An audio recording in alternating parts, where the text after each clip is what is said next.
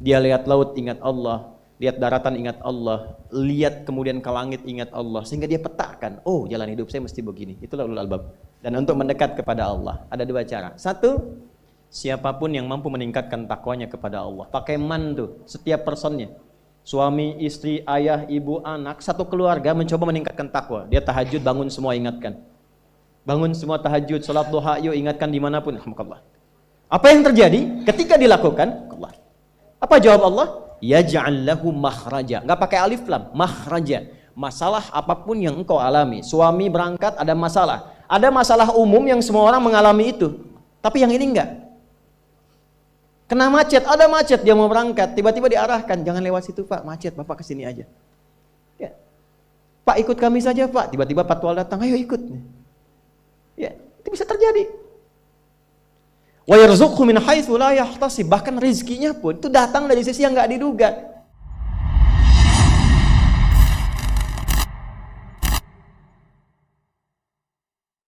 Iyyaka na'budu itu definisi paling mudahnya menjadikan semua jalan hidup kita itu sebagai ibadah kepada Allah. Dan itu esensi hidup. Itu esensi hidup dan substansi kehidupan saat kita diciptakan itu, tujuan pokoknya itu. Itu ada di Quran surah ke-51 Adz-Dzariyat di ayat ke-56.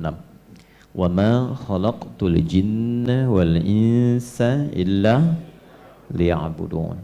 Dan tidaklah aku ciptakan, ini Allah langsung yang menyampaikan, tidaklah aku ciptakan, kata Allah, jin dan manusia itu kecuali li-nya di situ menunjuk kepada ghaya, tujuan sesuatu. Apa tujuan Anda ke sini? Kan? Saya tidak datang ke sini kecuali untuk belajar. Berarti tujuan pokoknya itu untuk belajar kan?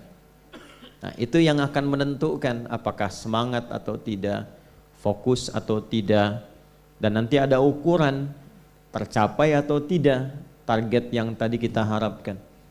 Nah, Allah menegaskan, tidaklah aku ciptakan jin dan manusia kecuali liya'budun, agar mereka menjadikan semua aktivitas hidup yang dijalani itu sebagai ibadah kepadaku. Karena itu harakat di akhirnya itu pakai kasrah. Padahal biasanya yang formulasi yaun itu fathah biasanya. Biasanya fathah. Tapi ini kasrah ujungnya. Silakan lihat.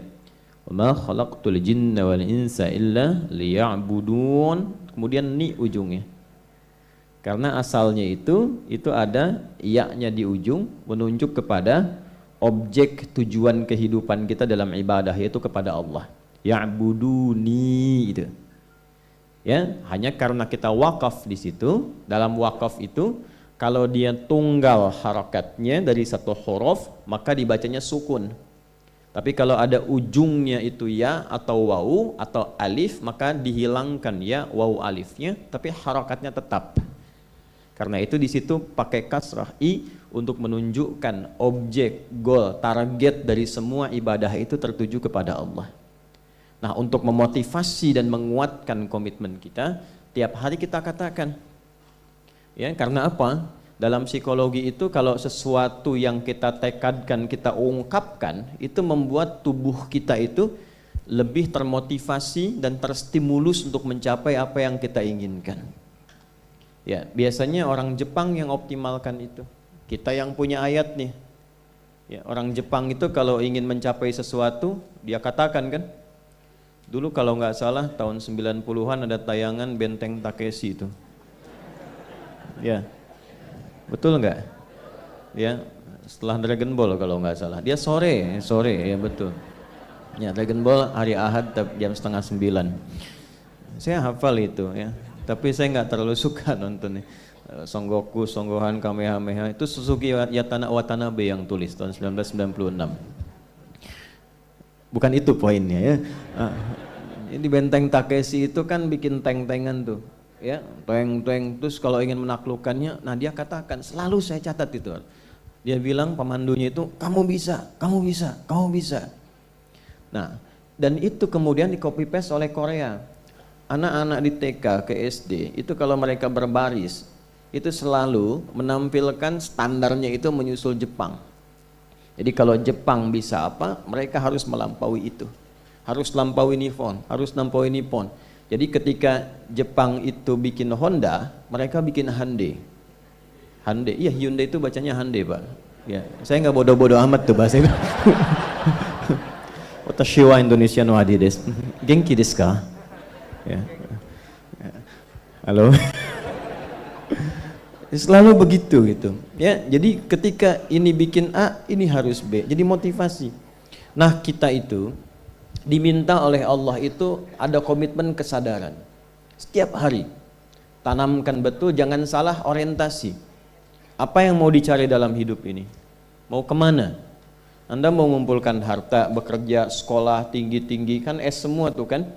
SD, SMP, SMA, S1, S2, S3. Anda mau sampai dingin sedingin apapun, Anda kumpulkan itu semua.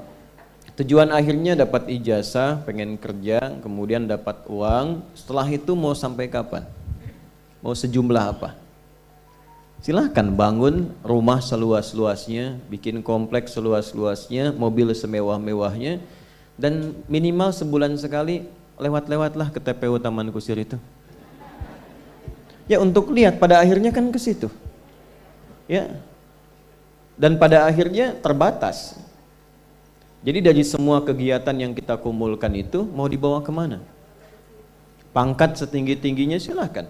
Mau bintang berapa, 4, 5, dan seterusnya. Pada akhirnya selesai juga. Pengetahuan mau sepintar apa? Disebut orang jenius dan sebagainya. Pada akhirnya kita akan kembali. Nah, di titik inilah kemudian ada berita besar yang saat orang-orang berdiskusi tentang esensi kehidupan, turunlah kemudian berita besar ini disampaikan melalui Rasulullah SAW. Saking penting, saking besar, saking istimewanya, dalam surah ini yang berisi 40 ayat itu diarahkan setiap insan beriman supaya memiliki visi kehidupan yang jelas, arah yang jelas. Dan dalam setiap jalan hidup yang ia tata itu bukan sekedar membahagiakan, menyenangkan, tapi juga sukses dalam setiap titiannya. Nah, yang paling menarik, semua apa yang kita kerjakan dalam konteks kita mengikuti tuntunan di 40 ayat satu surah dengan berita besar itu, itulah bagian esensi kehidupan kita yang kita komitmenkan setiap hari untuk ibadah. Iyyaka na'budu, iyyaka na'budu, iyyaka na'budu. Baru kemudian wa iyyaka nasta'in. Di titik inilah kemudian penting kita mengenal di berita besar itu seperti apa jalan hidup yang harus dilalui, bagaimana cara kita memahami bahwa hidup itu mesti begini sebagai ibadah. Itulah intisari yang akan kita kupas dalam bagian terakhir di surah An-Naba. Sebelumnya telah kita pahami tentang substansi dari berita besar yang telah kita gali, detail yang telah kita bahas. Di pertemuan yang lalu kita berupaya mengarahkan semua aktivitas itu mesti bermanfaat. Jangan sampai diskusi yang tidak penting, membahas yang tidak ada isinya, bertutur yang tidak bermanfaat, memandang sesuatu yang tidak berguna, melangkah pada sesuatu yang tidak ada sama sekali nilainya. Apa yang mau didapat? Dan itulah fata morgana kehidupan yang harus kita mitigasi. Ya, kita petakan supaya paham. Oh, ini yang harus diikuti, ini didiamkan, ini cukup disenyumi aja selesai. Baik ya? Karena itu mari kita mulai, kita akan kenali dulu di bagian terakhir supaya kita memahami jalan kehidupan yang benar, cara mengenal Allah dan beribadah kepadanya. Bagian pokok akhir surah An-Naba. Bismillahirrahmanirrahim. Bapak Ibu sekalian, mari kita mulai inti bahasan kita. Tadi muqaddimah ya, sekarang kita masuk ke pokok bahasannya. Kita akan masuki lewat hadis dulu. Hadis ini diriwayatkan oleh sahabat mulia dari kalangan junior.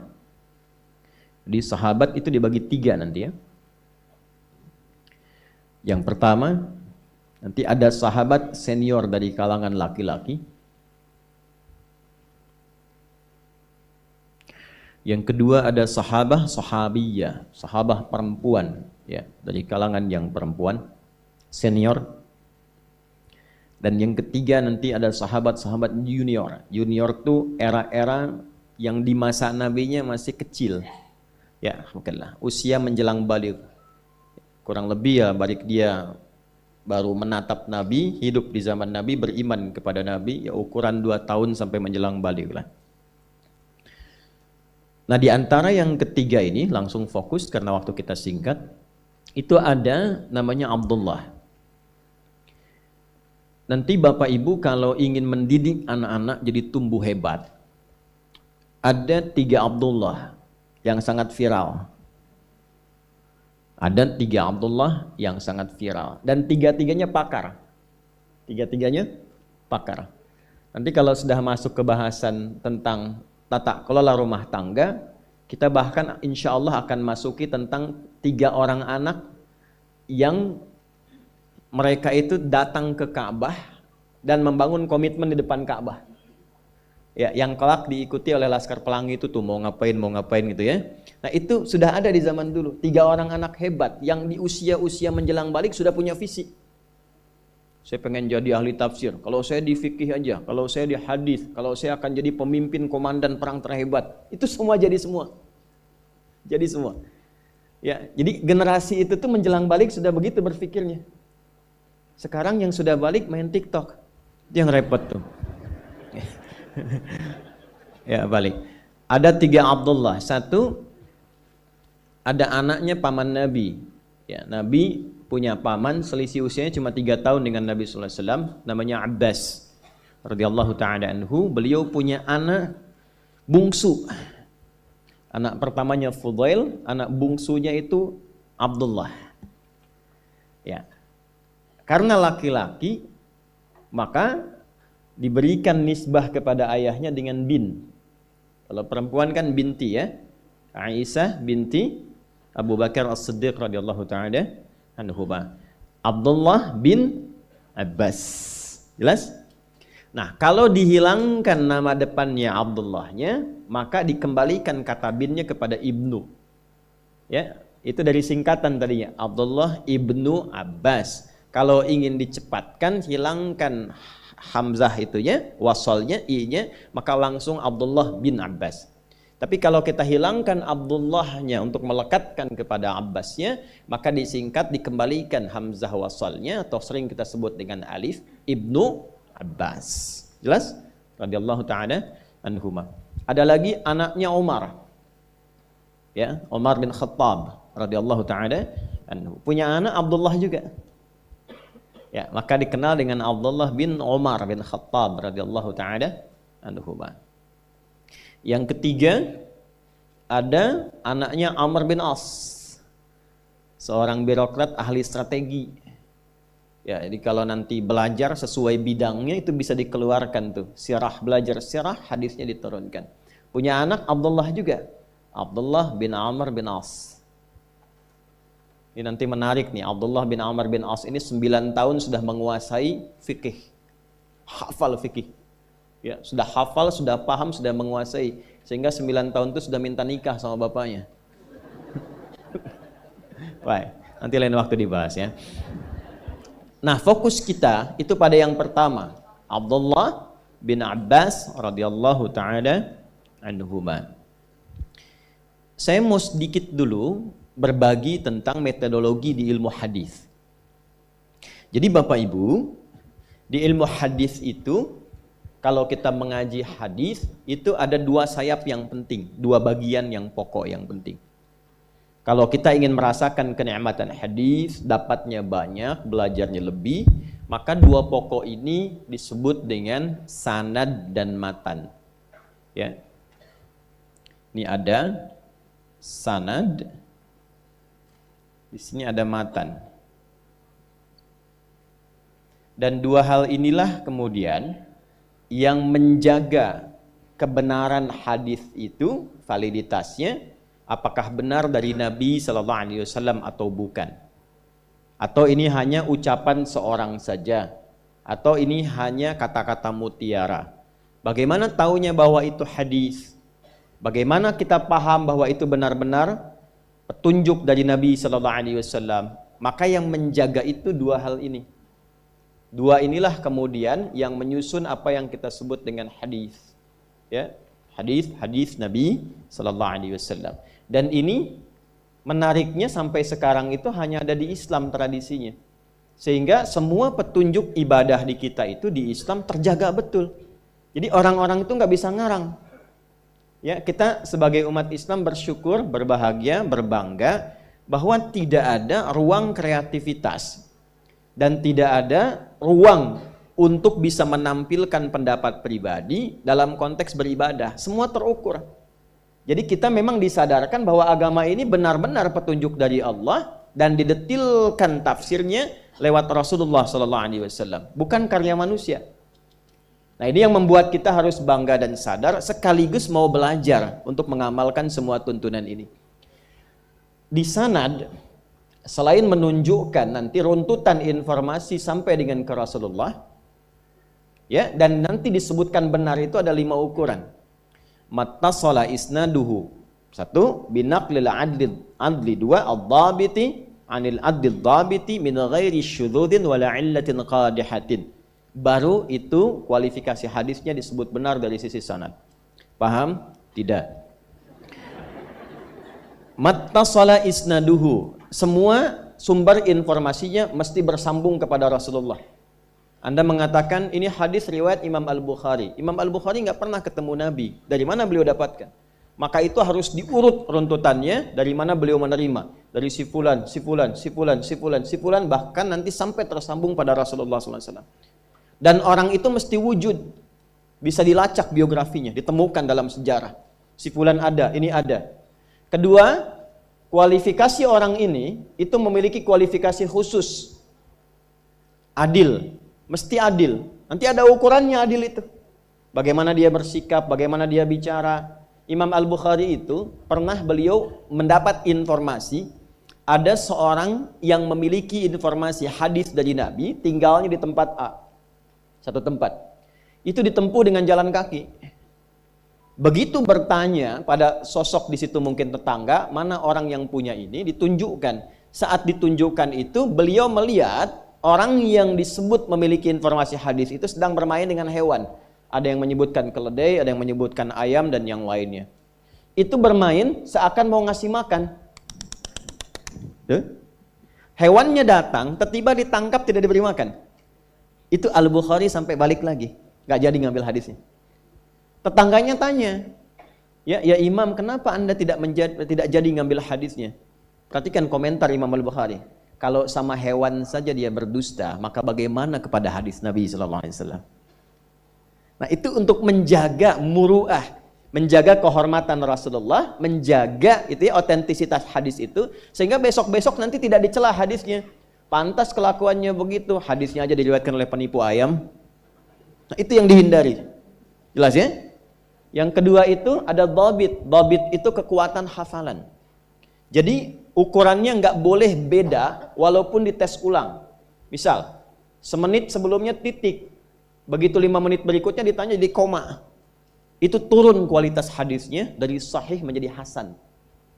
Nanti Imam At-Tirmidzi yang memberikan kualifikasi hasan. Jadi pasti presisinya mesti tinggi. 100% nggak boleh robah. Imam Al-Bukhari diundang, beliau ke Irak oleh 10 ulama besar. Nggak disebutkan mau dites hadis. Begitu masuk ruangan, ini nyata. Beliau kemudian disimpan di satu tempat, didudukkan, kayak di sidang letter U begini. Nah, ini Imam Al-Bukhari di sini. Sana kelihatan nggak? Nah, tawakal aja ya. Ini begini, ini Imam Al-Bukhari di sini nih. Ini 10 orang, 1, 2, 3, 4 sampai 10. 10 ini itu pakar hadis yang hafal sanadnya. Jadi hafal hadis-hadis siapa yang meriwayatkan sampai ke Nabi. Hafal isinya, gak main-main. Setiap satu orang ini mengajukan 10 pertanyaan ke Imam Al-Bukhari dan diacak urutan sanadnya. Orangnya diacak, harusnya 1 jadi 5, 5 jadi 3, 3 jadi 2, diacak semua. Setiap satu orang bertanya 10. Begitu yang pertama menyatakan, ya Al-Bukhari, saya mau bertanya, ini ada 10 hadis, saya dengar begini, begini, begini. Apakah ini hadis? Kata Imam Al-Bukhari, perhatikan, elegan sekali cara menjawabnya. Kata Imam Al-Bukhari, saya harap selesaikan dulu sampai 10-10-nya bertanya. Supaya nggak nanggung jawabnya gitu. 10 kali 10 berapa? 100. Itu begitu selesai yang 10 terakhir ini, 100 hadis diurutkan oleh Imam Al-Bukhari dari urutan pertama 1 sampai ke terakhir. Yang ini kurang tepat, harusnya ini ke sini, ini ke sini. Yang ini tertukar, sanad yang ini harusnya hadisnya ke sini. Semua diurutkan 1 sampai 100 tertib, enggak lompat-lompat. Itulah dhabit.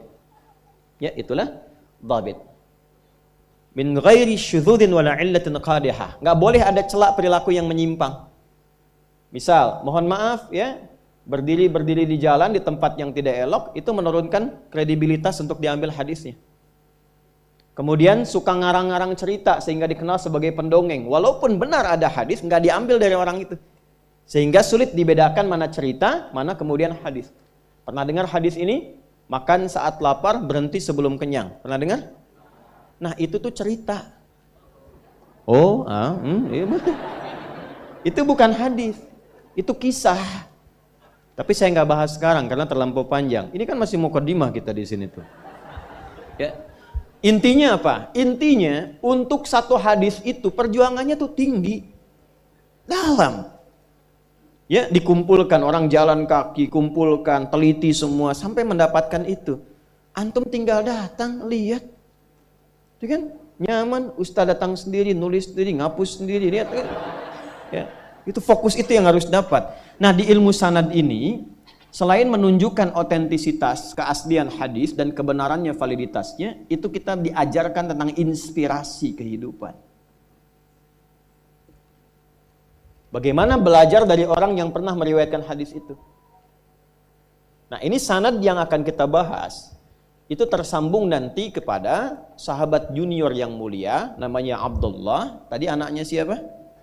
Abbas. Nah, ini dua ini yang saya fokuskan, Abdullah bin Abbas radhiyallahu taala anhuma. Abbas ini pedagang, pengusaha. Pedagang yang terlibat riba. Pada awal masa sebelum keislamannya.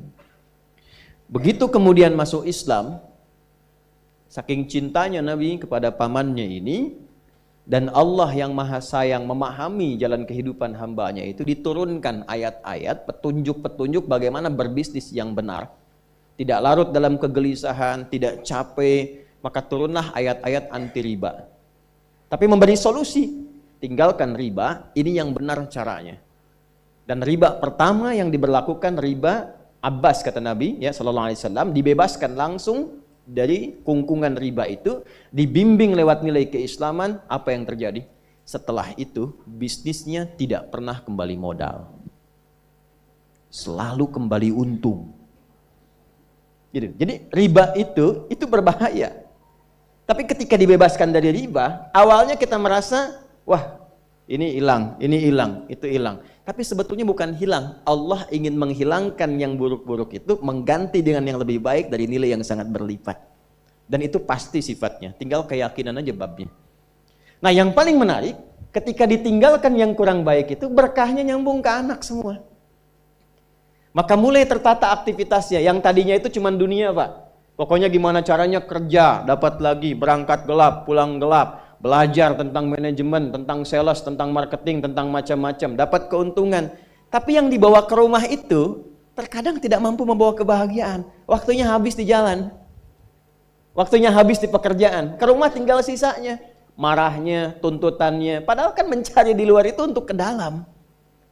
Anda kan bekerja di luar itu untuk membawa ke dalam supaya di dalam itu tercukupi dan membahagiakan. Itu kan mawaddah itu. Ya, tujuan mawadah dapat itu supaya muncul sakinah. Lalu Anda mencari mawadah, tidak mendapatkan sakinah, apa untungnya? Tapi istri saya sakinah kok, udah nggak usah maksa. Bukan itu poinnya. Anak kaya, dapat banyak hal, tapi hidup nggak tenang, nggak bahagia, cemberutan terus. Anak-anak nggak teratur, nggak terlihat, yang mandiin orang lain, padahal anak Anda. Nggak sempat punya waktu. Dia sudah telepon nggak sempat ngangkat. Apa yang Anda dapatkan dari itu semua? Ya, role model apa kehidupan demikian? Ya kalau pilihan sah-sah saja, tapi esensinya apa? Lalu untuk apa berumah tangga? Itu poinnya. Nah lalu diajarkan oleh Nabi SAW, begitu diajarkan lebih berkah. Abbas itu sejak saat itu, omsetnya selalu nambah, tapi selalu punya waktu akhir pekan ngaji dengan Nabi. Yang tadinya tidak pernah berlangsung. Jadi setiap beliau mendapatkan kesempatan, itu sempat ngaji Pak. Paman Nabi masih ngaji. Paman Nabi, keluarga Nabi, dekat dengan Nabi, hidup dengan Nabi, di surga bersama Nabi. Sibuknya luar biasa, kaya, masih ngaji. Antum keluarga Nabi bukan? Sahabat Nabi bukan, tinggal dengan Nabi juga enggak, akhirat belum jelas. Dunia sibuk, gak sempat ngaji. Antum sehat? Ya? Nah itu selalu berubah. Dan menariknya, Nabi ini ketika wafat, Abbas ini sudah bisa menghafalkan, dapat 200 hadis. Kalau Quran gampang, hadis ini gak mudah. Kalau Quran gampang, karena dijamin oleh Allah langsung. Hadis tidak. Nah menariknya, orang tua yang merubah dirinya lebih baik, itu percikan keberkahannya akan selalu sampai pada anak keturunannya. Jadi gampang kalau ingin anak soleh-solehah itu, orang tuanya dulu memperbaiki diri. Itu gampang sekali. Kalau orang tuanya sudah baik, konsisten ibadahnya, pilih aja.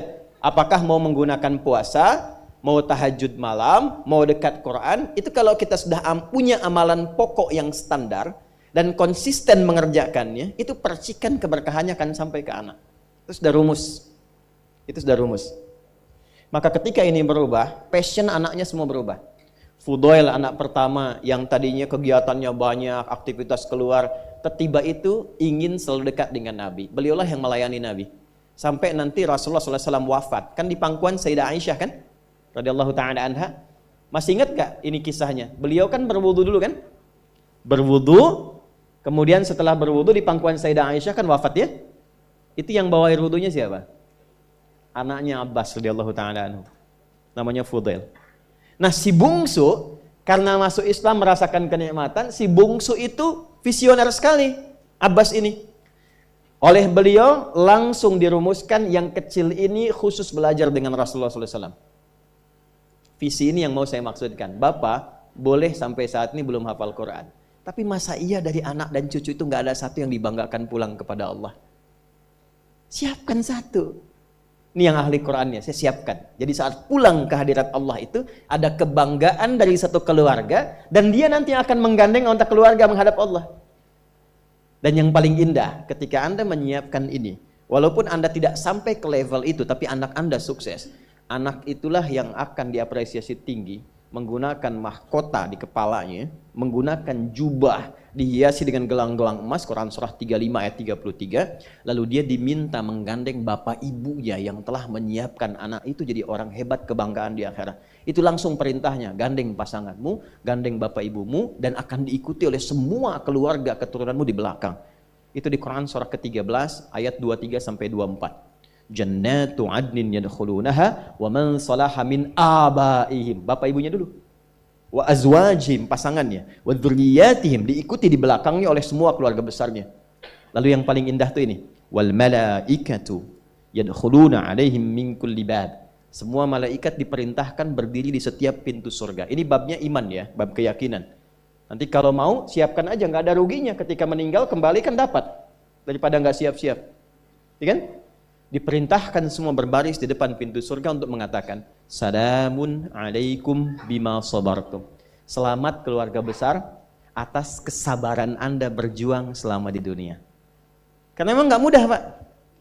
Abbas ini nggak mudah ya. Abdullah kecil itu usia 2 tahun tuh sudah dibawa, ditempatkan di majlis Nabi, kadang dia merangkak-rangkak, pengorbanannya nggak mudah, kadang ditinggal harus kerja, ambil lagi balik lagi, tapi kebentuk dari situ. Anak itu saat dia tumbuh, di mana ditempatkan, aura itu yang dia rasakan. Anda bawa ke mall, aura mall yang muncul. Anda bawa ke tempat mainan, mainannya yang hadir. Anda bawa ke majlis ilmu, maka cintanya tumbuh untuk mendekat kepada Allah, yang dia kenal Allah. Ya, passion dia berubah, idola dia lain berpindah. Di titik itulah kemudian Abdullah diasuh, sehingga muncul kecintaan pada Rasulullah. Dan Nabi pun pasti punya perhatian. Didoakan sejak kecil, Allahumma faqihhu fid din wa alimhu ta'wil. Ya Allah, Ajarkan, mohon ya Allah, ajarkan kepadanya, tanamkan olehmu kepadanya semua hal terkait dengan agama ini, dan buat dia paham dengan detil bagian-bagian dari Al-Quran. Itu terindah. Sehingga nanti dewasanya, beliau ini dinobatkan, ditahbiskan sebagai turjumanul Quran, yang paling pakar di bidang Quran. Remaja sudah memberikan fatwa. Saat Nabi SAW meninggal, bapaknya ini hafal 200 hadis, Abdullah 2000 hadis. Dalam usia 13-14 tahun. Jadi walaupun bapak dapat 200, tapi harus selalu berpikir anak saya lebih. Itu yang akan saya jadikan kebanggaan di hadapan Allah. Gak mudah Anda kirimkan anak ke pesantren. Baru disimpan mau pulang sudah pengen balik lagi. Sehari dah pengen nengok, cari penginapan dekat pesantren. Ya? Ini kan pelakunya ada di sini semua tuh. Nggak mudah. Tapi nanti setelah itu silahkan rasakan sendiri. Rasakan, bedakan rasanya, rasakan bedanya, pasti terasa bedanya. Akan lain. Nggak ada yang paling indah kecuali anak itu ketika ditelepon sedang murojaah. Setelah Anda tengok sedang di bawah pohon mangga ngurang-ngurang Quran. Diulang-ulang. Ngulang-ngulang Quran. Begitu liburan Anda capek, tiba-tiba anak Anda yang usianya masih belia, dia mengulang surat Al-Baqarah sedang murojaah tanpa ada mushaf. Itu tiba-tiba Anda bisa netes air mata, duduk di sampingnya, sujud Anda. Syukur pada Allah. Itu nggak bisa dibandingkan. Ya. Nah ini poinnya. Yang terkait dengan hadisnya adalah pembahasan kita. Saking hadirnya rasa cinta kepada Rasulullah, dari kecil ini selalu ingin tahu aktivitas Nabi yang orang nggak tahu. Sehingga salah satunya beliau ingin menginap di rumah bibinya Sayyidah Maimunah yang dekat dengan kediamannya, hanya untuk tahu kegiatan Nabi di malam hari seperti apa sampai bangun tidurnya. Itulah nanti yang akan jadi dasar pembahasan kita, merumuskan bagaimana cara ibadah dan mengenal Allah. Yang ngajarin kita itu anak kecil yang belum balik. Hadisnya sampai ke situ. Tapi poin ini yang ingin saya sampaikan. Jadi kalau ngaji hadisnya nggak begini, kita nggak dapat ilmu di sini. Taunya cuma sahih, dhaif, sahih, dhaif, sahih, dhaif, selesai. Ya, tapi kalau kita dapat ini poinnya beda. Baru dari sini isi hadisnya apa. Nah, kalau sudah paham ini, catat referensinya. Informasi yang tadi saya sampaikan tentang sanad, tentang siapa fulannya ditemukan di Sunan Abu Daud.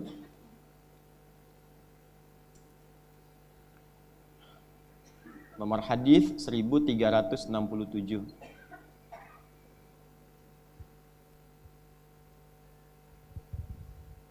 Ya. Abu Daud itu nama aslinya Sulaiman As-Sijistani, dari kota Sijistan. Nama aslinya Sulaiman. Ada yang mengatakan begini, ada satu versi mengatakan ini luar biasa hafalan dan pemahamannya terhadap hadis. Lisannya begitu lunak kalau ditanya hadis. Ada orang bilang, oh itu hadis sahih. Ini begini kualitasnya. Oh ini dhaif, ini palsu, bukan hadis. Lunak sekali. Sehingga Ibnul Qayyim Al-Jauziyah berkomentar kurang lebih begini. Kalau dulu ada Nabi Daud bisa melunakkan besi dengan tangannya, ini Abu Daud bisa melunakkan hadis dengan lisannya. Jelas? Maka beliau menghadirkan metodologi berbeda dengan Al-Bukhari dan Muslim rahimahumallahu ta'ala. Kalau Al-Bukhari, Muslim, mereka membuat kitab hadisnya tematik, 97 tema, dibuat tema umum, diurutkan, tema kehidupan.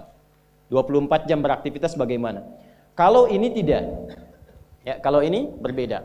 Beliau membuat tema fikih, ya tema fikih.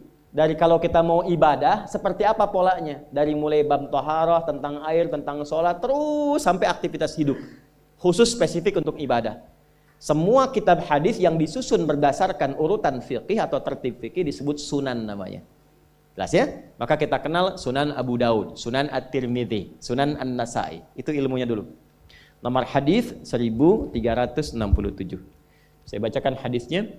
Qala an Ibnu Abbas radhiyallahu taala anhuma. Hadis ini disampaikan dari Ibnu Abbas, semoga Allah meridhai beliau dan ayahnya dan ibunya. Ingat ini baik-baik ya, ingat. Biasanya kalau ada anak kecil periwayat hadis, lantas hadisnya akan disampaikan, nama anaknya dihilangkan. Selalu nama orang tuanya dilekatkan. Mukallah. Contoh, tadi anaknya Umar siapa? Abdullah. Anda sangat jarang menemukan dalam hadis an Abdullah ibni Umar, jarang. Anda akan temukan an ibni Umar, dari anaknya Umar, Kenapa disebutkan anaknya sampai dibinkan ke bapaknya? Ini untuk memberikan inspirasi kepada kita yang hidup di masa sekarang. Kalau orang dulu bisa, kita pun harus mampu melakukan itu. Dan pahala yang didapatkan oleh anak selalu mengalir pada orang tua. Selalu itu. Jadi kalau antum siapkan anaknya, dia menjadi anak yang baik, dekat dengan Allah, apapun yang dia kerjakan itu orang tuanya dapat. Makanya saya sering katakan, kalau bisa anak itu kenal Al-Fatihah itu dari bapaknya dulu, dari ibunya. Supaya setiap dia sholat, pahalanya terus mengalir. Terus mengalir. Ya, ilmu dasar itu dari orang tua, mesti punya waktu. Ayah sesibuk-sibuknya mesti punya waktu. Saya sering katakan di berbagai kesempatan. Di Quran itu dialog itu selalu anak ayah. Luqman dengan anaknya. Luqman kan bapak. Ya kan? Yusuf dengan ayahnya. Ya kan? Nabi Ya'qub alaihissalam. Ibrahim dengan Ismail. Kenapa ibu jarang disebutkan atau hampir nggak pernah disebut? Karena memang ibu waktunya banyak dengan anak. Sehingga anak itu nyaman curhat dengan ibu. Tapi kesan yang ingin dibangun oleh Quran, jangan sampai sesibuk-sibuknya ayah mencari nafkah, lupa dengan keberadaan sosok-sosok yang ada di rumah. Itu poinnya. Dan ketika itu dilakukan, itu dapat bagian orang tuanya. An Ibni Abbasin, dari anaknya Abbas. Jadi ketika, satu hadis ini dari 2000 kita sebutkan, yang dapat transfer kemuliaannya bukan cuma Abdullah, ayahnya dapat, ibunya dapat. Ya, anak hafal Quran, bapak ibunya pasti dapat bagiannya. 2018 saya diminta jadi Amirul Hajj oleh kedutaan Saudi. Jadi waktu itu ada 2 tawaran. Satu dari kerajaan, yang kedua dari kedutaan. Saya ambil yang dari kedutaan karena yang dari kerajaan itu pasti nyaman. Ya, jadi rasanya, sensasinya agak berbeda. Ya, tinggalnya di tempat yang sudah pasti enak. Kalau tawaf pasti nggak ngantri, ya, tempatnya bagus, itu makanannya lebih dari enak lah. Kan makanan cuma 2 kan. Kalau nggak enak, enak sekali. Nah, saya pengen yang dari kedutaan aja karena gabung nanti dengan jamaah yang beragam, yang memang diberikan kuota khusus dari kedutaan. Itu macam-macam. Kurang lebih waktu itu mendekati 300 orang. Sepertiga lebih. Itu ternyata anak-anak yang saya pimpin itu. Anak-anak kecil. Ya, tapi menariknya begini. Anak-anak itu ditemani oleh ibunya, ada yang bapaknya, ada yang gurunya, ada yang kemudian pembinanya, ada yang teman-temannya. Ternyata anak ini penghafal Quran terpilih. Yang saat diberikan ia hadiah haji, otomatis orang tuanya ikut. Yang dia yatim, gurunya yang ikut. Dan ketika diberikan lebih, teman pesantrennya ikut. Itulah kemuliaannya. Jadi kalau Anda siapkan si anak ini dari kecil jadi baik, pasti keluarga dapat bagian. Itu sudah rumus. Itu poinnya. Nah, Ibnu Abbas menyampaikan apa? An Ibni Abbas radhiyallahu taala anhuma. Mari kita masuk ke esensi hadisnya. Qala, beliau menyampaikan, kana Nabi sallallahu alaihi wasallam, adalah kebiasaan Nabi sallallahu alaihi wasallam, idza staiqadha min naumihi aw kama qala, jika beliau bangun dari tidurnya. Ya. Nanti kalau kita sampai ke bahasan tahajud, kita akan konversi kira-kira beliau itu tidur jam berapa, bangun jam berapa. Ya, kurang lebih kalau sekarang itu kalau saya konversikan kurang lebih lah sekitar 1:30 ya. Kalau mau di akhir-akhir ke 2:30 jam 3. Kalau dikonversikan, nanti ada awal waktu, pertengahan waktu, akhir waktu. Tahajud itu rumusnya begitu, ada 3. Ya, ada awal waktu kalau pengen panjang, pertengahan waktu kalau agak santai, kalau pemula, ya, ahli tahajud amatiran, yang baru awal-awal maksudnya ya, pemula. Itu rumusnya jangan terlalu awal, pepetkan ke subuh. Ya, pepetkan ke subuh. Jadi kadang-kadang semangat itu tidak berimbang dengan eksekusi. Semangat pengen tahajud, bangun jam 1, sholat 1:30, berhenti 2:30, tiduran lagi, bangun jam 7. Nah, itu repot. Pepetin ke subuh, bangun jam 4, sholat jam 4 lewat 1/4, dan tahajud pemula itu nggak usah banyak-banyak, 2 rakaat saja dulu, witir 1 rakaat. Ya, yang penting memupuk keikhlasan dulu, perjuangan. Ya, makanya suratnya pun jangan panjang-panjang, Al-Ikhlas, Al-Falaq, An-Nas. Itu dulu. Sampai merasa bosan dengan itu, tambah 2 rakaat lagi, ya, 4, witir 1 terus, sampai konsisten. Itu rumusnya. Kalau nggak tahu itu nanti dipaksakan capek. Setelah itu nggak mau tahajud lagi. Ya, jadi ketika bangun, karena Nabi sallallahu alaihi wasallam adalah kebiasaan Nabi sallallahu alaihi wasallam kalau beliau bangun dari tidurnya, fajalasa. Ini kalau kita ikuti untuk meniatkan mencontoh Rasulullah ada pahala. Di mana ada konsep bangun tidur langsung dapat pahala. Ya kan? Beliau duduk dulu. Nah, jadi sunnah Nabi kalau bangun dari tidur, duduk dulu. Jangan langsung beraktivitas, sekaget apapun, ada telepon langsung harus berangkat, tenang, duduk dulu, tenang. Ya, jangan langsung pakai seragam, langsung ini tidak, duduk dulu. Kemudian famasaha biyadihi min athari naumi. Lalu dia menghapus bekas-bekas ngantuknya dengan tangan, bagian tangan yang bersihnya. Saya ulang ya. Lalu ia menghapus, menghilangkan bekas-bekas ngantuk, ya, kotoran-kotoran di mata itu dengan bagian tangan yang bersih. Karena nanti ada hadis lain mengatakan kalau engkau bangun dari tidur masih ingat, maka cucilah tanganmu terlebih dahulu karena engkau tidak mengetahui kemana ia berkelana saat tidur. Ya, itu ada hadis yang lain. Tapi kita bisa menduga bagian bersih itu hilangkan dulu, ya, yang bekas ngantuknya. Nah, sehingga doa yang mau dibacakan, komitmen ikrar hidup yang mau dibacakan. Ada dua saat bangun tidur itu. Ada doa, ada ikrar kehidupan, komitmen hidup. Itu membacakannya saat sadar. Bukan dalam keadaan ngantuk. Ya, bukan dalam keadaan ngantuk. Jadi kalau dibacakan masih dalam keadaan ngantuk, efeknya akan beda. Ya, misal ada orang bangun, itu langsung baca doa, Alhamdulillahilladzi ahyana ba'dama amatana wa ilaihin. Dan dia lakukan itu dalam keadaan masih mengantuk. Bahasa Rusianya nundutan lah gitu ya, masih begini-begini itu. Nah, itu kalau dilakukan demikian, pertama tidak terbangun kesadaran optimal untuk meresapi apa yang dibaca itu dalam jiwa. Jadi formalitas baca. Yang kedua nggak akan optimal bangunnya. Ya, kadang tidur lagi, kan? Udah ditegakin tidur lagi. Hilangkan dulu bekas ngantuknya. Nah, sebelum membaca doa bangun tidur, ternyata ini poinnya. Faqara'a khawatima surah Ali Imran. Ini poin yang ingin saya highlight. Lalu beliau kemudian membacakan sebagai contoh kepada kita untuk membangun visi kehidupan sejak bangun tidur. Ini orang Islam tuh hebatnya kalau benar belajar tuntunannya. Itu nggak ada muslim yang bangun tidur kecuali sudah punya visi. Apa yang mau dikerjakan di hari itu. Tertata betul. Dan itu komitmen untuk menguatkan pada jiwa setelah membangun rancangan program sebelum tidur. Kan kalau kita ngaji sunnah Nabi itu sebelum tidur kan istighfar dulu kan. Lalu mengevaluasi kegiatan sebelum kita tidur. Ini yang belum berhasil apa? Dari mulai ritual, tadi sholatnya saya 5 waktu ke masjid apa enggak, jamaah apa tidak. Maka bikin rencana, besok yang kurang harus saya tutup. Tadi kegiatan saya ini yang belum Allah ridhoi apa, di pekerjaan ada bagaimana, di jalan itu apa yang dilakukan yang salah. Besok kalau saya hidup saya mau perbaiki. Istighfari dulu yang itu, baru kemudian ketika Allah kasih kesempatan untuk hidup kembali esok harinya sesuai dengan ajal, itulah yang kita siapkan untuk melengkapi hal yang kurang, yang telah kita rencanakan sebelum tidur. Nah, cara untuk menguatkan jiwa kita, komitmen pada rencana itu, inilah 11 ayat terakhir surah Ali Imran. Faqara khawatima surah Ali Imran. Di sini penutup surah Ali Imran.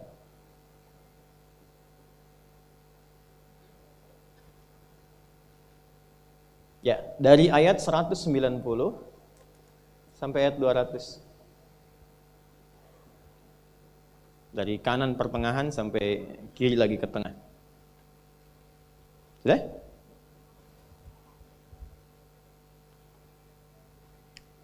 Perhatikan baik-baik, tolong ditandai dulu. Dan nanti saya jadikan ayat wajib untuk dihafal. Ceknya bulan depan. Betul, password untuk ikut masuk. Sebulan panjang sekali. Sebulan harusnya 30 juz. Ini cuma berapa? 11 ayat. Betul. Harusnya 30 juz kan. Ini cuma 11 ayat. Pendek-pendek lagi. Ya. Nah, pelan-pelan. Sudah? Dari mulai inna fi khalqis samawati wal ardi, kemudian wa ikhtilafil laili wan nahari, lalu la ayatil liulil albab. Sampai ayat 200, ya ayyuhalladzina amanu sabiru wasabiru warabitu wattaqullaha la'allakum tuflihun. Sudah? Baik. Ini ayatnya mahal sekali. kajiannya mahal, fokus, dan ini akan merubah hidup kita semua. Kalau setelah kita pahami, kita amalkan. Siap ya? Yuk kita mulai. Di sini ada rumus menjalani kehidupan untuk mengenal Allah, ma'rifatullah. Makanya tema kita kan cara mengenal Allah kan? Sudah? Di sini ada rumus ma'rifatullah, mengenal Allah. Sehingga dengan kenal Allah itu sebagai pencipta kita, kita tahu tentang esensi hidup kita. Kenapa kita diciptakan? Apa tujuannya berada di kehidupan di bumi ini? Mau kemana setelah kita hidup? Kita paham itu. Sehingga setelah itu kita bikin rencana. Ini paham esensi hidup. Setelah paham tentang esensi kehidupan kita, kita membuat visi dan rencana kehidupan. Visinya apa? Sudah? Yuk kita mulai. Inna fi khalqis samawati wal ardh. Sungguh aku tegaskan, kata Allah. Jadi terjemah yang enak tuh kalau ada ayat dibuka dengan kata inna. Inna itu kalau di gramatikal bahasa Arab itu kaidahnya begini. Harfun nasbin wa taukidin tansibul isma wa tarfa'ul khabara mabniyun 'ala al-fathi la mahalla lahu min al-i'rab. Huruf yang berfungsi untuk menegaskan satu informasi, menguatkan, menancapkannya ke dalam jiwa, sehingga nanti harakat kalimat setelah itu fathah untuk membuka. Fathah itu membuka sebuah informasi dan referensi penting yang harus ditancapkan ke dalam jiwa, sehingga dia tidak mengalami perubahan. La mahalla lahu minal i'rab. Kalau sudah konsisten ditancapkan ke jiwa, apapun yang akan memengaruhi dia untuk merubah visi hidup itu, dia bisa tepikan. Maka terjemahan yang paling enak, inna fi khalqis samawati wal ard. Sungguh aku tegaskan, kata Allah. Di balik hikmah penciptaan langit dan bumi itu, waqtilafil laili wan nahar, dan pergantian siang dan malam. Kehidupan itu kan cuman dua pokoknya kan, langit dan bumi. Segala yang di langit, segala yang di bumi. Alam langit, alam bumi. Allah yang kuasai semuanya, itu disebut dengan alamin. Ya, maka kita katakan alhamdulillahi rabbil alamin. Nah, baik kehidupan di langit, kehidupan di bumi, atau semua aktivitas yang kita kerjakan selama 24 jam sehari yang ditandai pergantian gelap dan malam. Waqtilafil laili wan nahar. Apa esensi semua kehidupan ini? Apa esensinya? La ayat, bentuknya jamak. Sayangnya di terjemahan itu baru sebagian terjemahannya. Ya, menjadi tanda-tanda kan? Padahal ayat itu bukan sekedar tanda. Tanda itu ada 3. Satu, ada alam, sifatnya disebut dengan alamah. Diserap ke dalam bahasa Indonesia menjadi alamat. Sudah? Nah, alamat itu tanda yang mendekatkan pada tujuan. Walaupun umumnya selalu ke tempat. Itu alamat. Itu dari bahasa Arab. Di mana alamatnya Masjid An-Nur? Ketika Anda tahu alamatnya, lebih dekat sampai ke tujuan kan? Tak tahu alamat, tidak mudah mencarinya. Itu pertama, tanda. Kedua, wasmah atau wisam. Simatun. Diambil kemudian karakternya disebut dengan ismun. Nama, tanda. Nah, wasmah, samatun, ismun itu tanda untuk membedakan objek atau zat satu dengan yang lain. Misal orang Arab itu kalau punya kambing, misalnya, dia kasih tanda untuk membedakan ini kambing saya, itu kambing orang. Paham? Baik, nama kita dalam bahasa Arab disebut ismun, masmuka. Siapa namamu?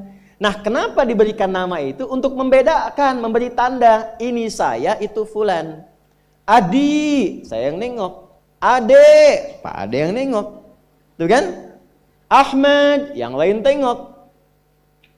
Nia, ibu yang tengok. Ada polisi razia, tangkap. Nama kamu siapa? Nia, Pak. Yang betul? Nia. Nama lengkap? Kurniadi. Itu aneh. Nah, itu ismun, simah. Makanya kalau kita ingin diberi tanda yang baik, hadisnya katakan apa? Beri nama yang baik supaya dengan tanda itu dikenal baik. Tanda itu bukan sekedar memberikan nama, tapi memberikan kesan. Wasmun wa fi'lun thumma harfunil kalim. Itu kaidahnya. Seseorang itu akan dinilai dengan 3 hal. Pertama, ismun, namanya. Maka beri nama yang baik supaya orang itu bisa ta'zim dengan keadaan nama. Yang terakhir ada ayat namanya. Ayatun, jamaknya ayat. Sini poin kita. Dan ini disebutkan 64 kali dalam Al-Quran. Sudah? Tidaklah ayat disebutkan kecuali tanda yang mendekatkan seorang hamba kepada Sang Pencipta. Tanda yang mengenalkan makhluk kepada Khalik. Di dalam bahasa Arab standar itu, di standar ya, apalagi kalau ada di Quran atau hadis. Tidak pernah disebut ayat kecuali menunjukkan tanda yang membuat kita kenal dan dekat dengan Sang Pencipta, dengan Allah Subhanahu wa taala. Itulah yang menjadikan semua isi Quran disebut dengan ayat. Al-Fatihah berapa ayat? 7. Al-Baqarah 286 ayat. Ali Imran 200 ayat. Pertanyaannya kenapa disebut ayat? Karena setiap kali kita baca Al-Quran, keadaan kita merasa lebih dekat dengan Allah. Kalau nggak percaya silahkan. Kita dengar aja kan sudah ingat Allah kan? Hati kita punya rasa yang berbeda kan? Sensasinya. Itu yang dimaksud Quran surah 8 di ayat kedua. Al-Anfal ayat kedua.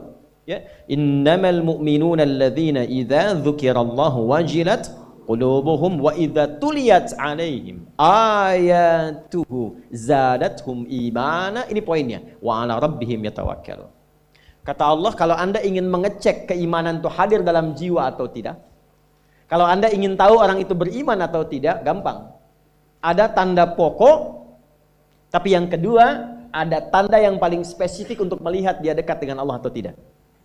Tanda pokok yang standar, itu adalah disebutkannya nama Allah. Jika disebutkan nama Allah, ada konfirmasi getaran dalam dirinya. Dan getaran itu hanya dimiliki oleh orang yang punya iman. Jadi kalau belum punya iman, nggak ada getaran itu. Atau imannya bermasalah, cuma klaim di lisan gak nyampe ke jiwa. Ya, apa standarnya? Bila disebutkan nama Allah. Karena itu diperdengarkan disebutkan nama Allah itu 5 kali sehari di setiap pergantian waktu. Ya, subuh ganti waktu ke siang disebutkan lagi, siang ganti ke sore disebutkan lagi, sampai malam. Ya, karena nanti bisa terjadi, kata Nabi, yusbihu mu'mina wa yumsi kafira. Paginya ada iman, sorenya luntur. Maka diperdengarkan di telinga kita. Supaya kedengaran, telinga bahasa Arabnya itu udhun, jamaknya adzan. Maka dalam adzan kalimat pertamanya disebutkan nama Allah. Allahu Akbar, Allahu Akbar. Kalau nggak percaya silahkan. Begitu mendengar nama itu disebutkan, bukankah ada konfirmasi getaran dalam jiwa kita? Minimal akan dikatakan sudah adzan, siap-siap. Nah itu standar iman. Standar iman. Tadi subuh jam berapa ya? 4? 444, 42, 45. Oh, terjadi perbedaan pendapat. Ini menunjukkan Anda berasal dari daerah yang berbeda-beda ya. Baik. Ya kita ambil yang inilah, genapkanlah 445 misalnya ya. 445. Ting, Allahu Akbar, Allahu Akbar. Anda yang lagi mimpi pun bangun, Allah udah adzan. Nah, itu konfirmasi iman. Nah, kalau sudah bangun Anda siap-siap sholat, itu iman standar namanya. Ya, jadi merespon saat adzan itu standar iman. Tapi kalau Anda jam 4 sudah bangun, itu istimewa. Belum dipanggil sudah siap-siap, ada begitu. Ini ada yang baru tadi subuh udah menyiapkan isya. Ada, dia udah lihat jadwalnya, isya saya mau di sini. Itu iman luar biasa itu. Itu luar biasa. Nah, ada yang titik lemah di bawah standar. Adzan 4.45, sudah 5.44 dia belum sadar tuh. Itu poin tuh. Nah, kalau Anda ingin lihat orang yang kenal Allah dan bertambah keimanannya, maka apa yang harus dicek? Teruskan ayatnya. Wa idza tuliyat 'alaihim ayatuhu. Pakai ayat. Zadatuhum imana. Dan jika disebutkan ayat-ayat Allah, tanda-tanda yang mengenalkan dan membuat dia dekat dengan Allah, bertambah tuh imannya. Di sini ada 64 di Quran. Makanya kalau kita ingin berusaha meningkatkan keimanan kita, kenal Allah lebih baik, keluarkan semua kata ayat dalam Quran. Imam Al-Bukhari mengeluarkan, disebutkan di topik kedua, Kitabul Iman, disandingkan dengan 57 hadis. Jadi kalau Anda ada pertanyaan, Ustadz gimana caranya menaikkan iman, menjaga supaya nggak turun, kuat dan nggak lemah-lemah, keluarkan 57 hadis Sahih Al-Bukhari, di topik yang kedua, namanya Kitabul Iman. Wa idza tuliyat alaihim ayatuhu. Kalau dibacakan ayat-ayat Allah, zadatum imana, menguat imannya, dan ini poinnya. Wa ala rabbihim yatawakkalun. Dan terbangun hubungan yang kuat antara dirinya dengan Rabbnya, dengan Allah Subhanahu wa taala.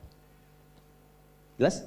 Nah, orang-orang yang mampu kenal Allah dan membangun hubungan yang kuat dengan Allah, itu diberi nama oleh Allah. Namanya adalah ulul albab.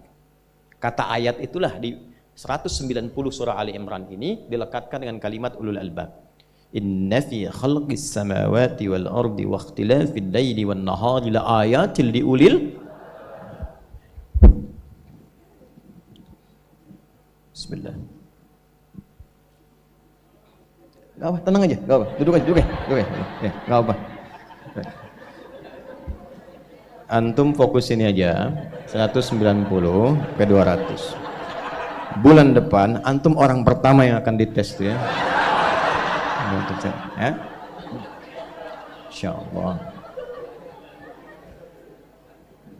Sebelah saya.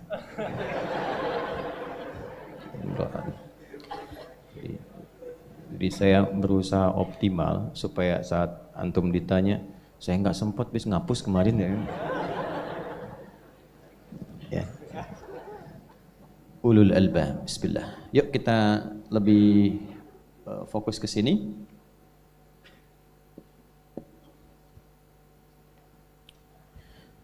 Yang paham esensi hidup itu cuma ini.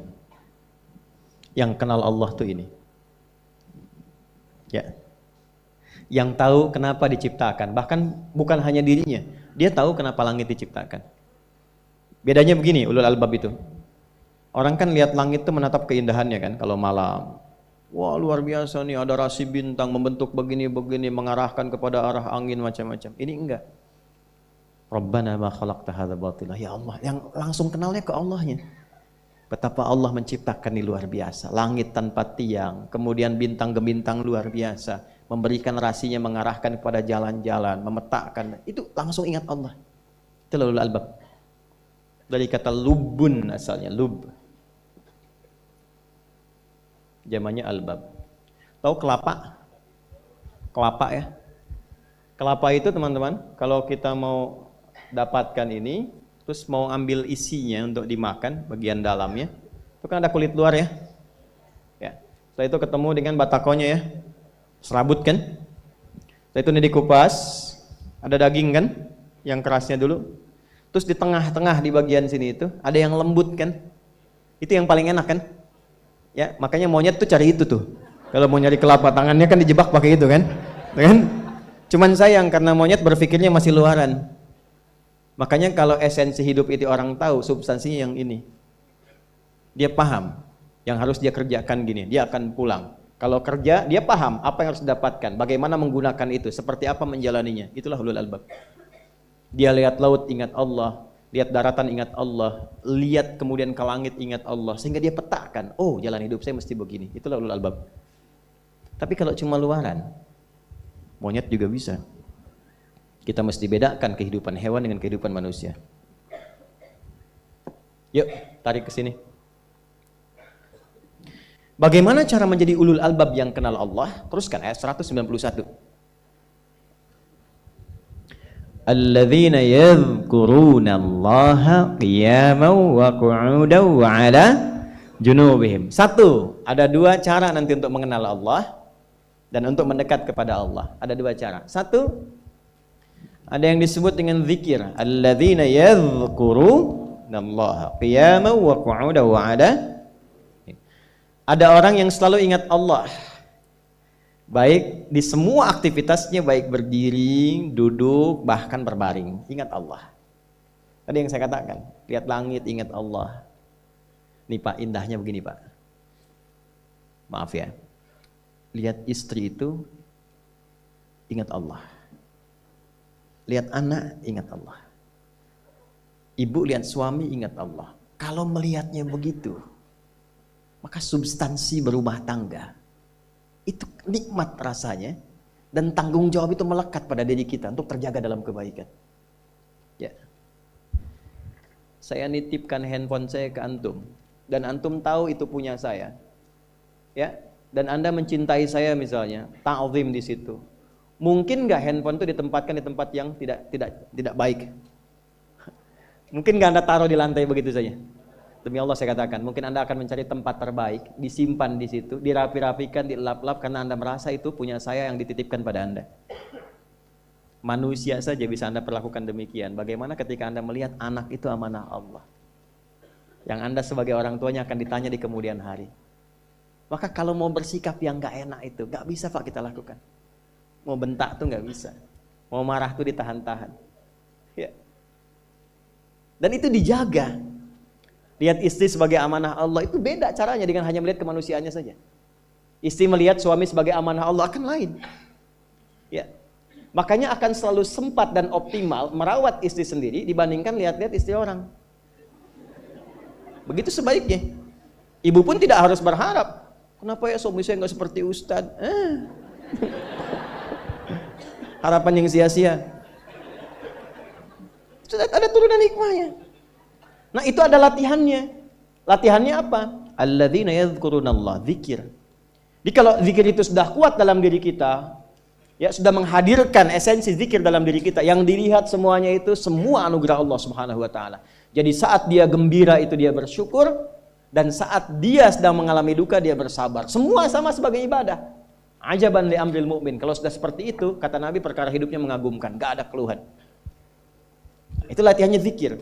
Nah, zikir ini di Quran diturunkan dalam bentuk yang pokok berupa amalan ritual. Karena itulah semua bentuk amalan ritual disebut dengan zikir. Jadi kalau kita ingin hadirkan sifat tadi, maka cara pertama tingkatkan ibadah ritual. Salat. Apalagi? Al-Quran. Saya ambil dua dulu lah, supaya nggak banyak-banyak dulu. Yang pokok salat yang kita lakukan tiap hari. Tinggal kuantitas dan kualitas kita tingkatkan. Maaf, lihat sini baik-baik.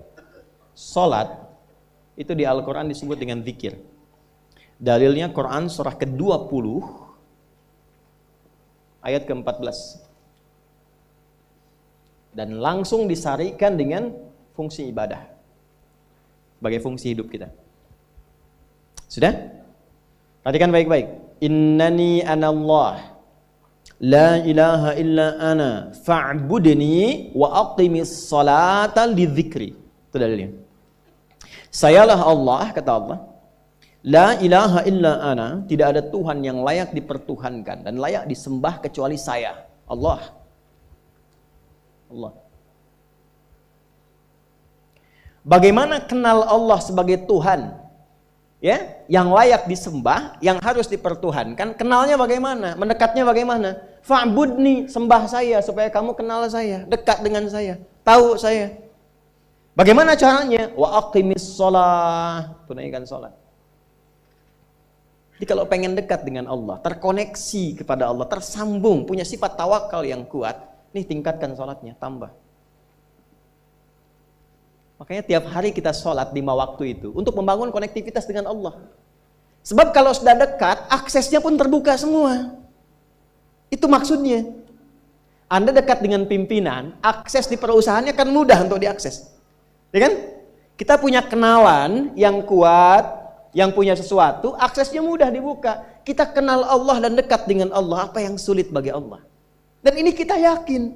Nah sekarang Allah kasih jalan. Coba lihat orang-orang dulu, ya. Mereka ketika akan melatih dirinya untuk tersambung kepada Allah, sholat semua, termasuk para nabi, rasul. Tapi dahsyatnya, ketika ada apapun dalam kehidupannya yang sulit Allah mudahkan, minta langsung dikabulkan. Dan sangat luar biasanya, seringkali terjadi mintanya lewat sholat. Nabi Zakaria itu kan dihukumi istrinya oleh medis itu menopause dan mandul, maaf, nggak mungkin punya keturunan. Kapan mintanya? Dalam sholat. Mohon sama Allah. Dan itu dikabulkan. Dan diabadikan di Quran dengan surah yang sama, Ali Imran ayat 38 sampai 39.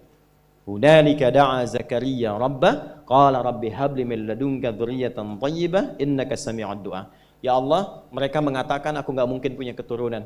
Mereka mengatakan istriku punya keterbatasan. Maka aku memohon kepadamu yang tidak punya batas dalam pemberian. Engkau yang maha mendengar. Kalau kepada yang maha mendengar doa saya tidak dikabulkan, mohon tunjukkan kepadaku lewat sholat ini ya Allah, dengan cara apa lagi dan kepada siapa aku mesti memohon. Itu nggak nunggu lama, permohonan selesai turun jawaban ayat 39-nya. Fanadathul malaikatu wa huwa qa'imun yusalli fil mihrab.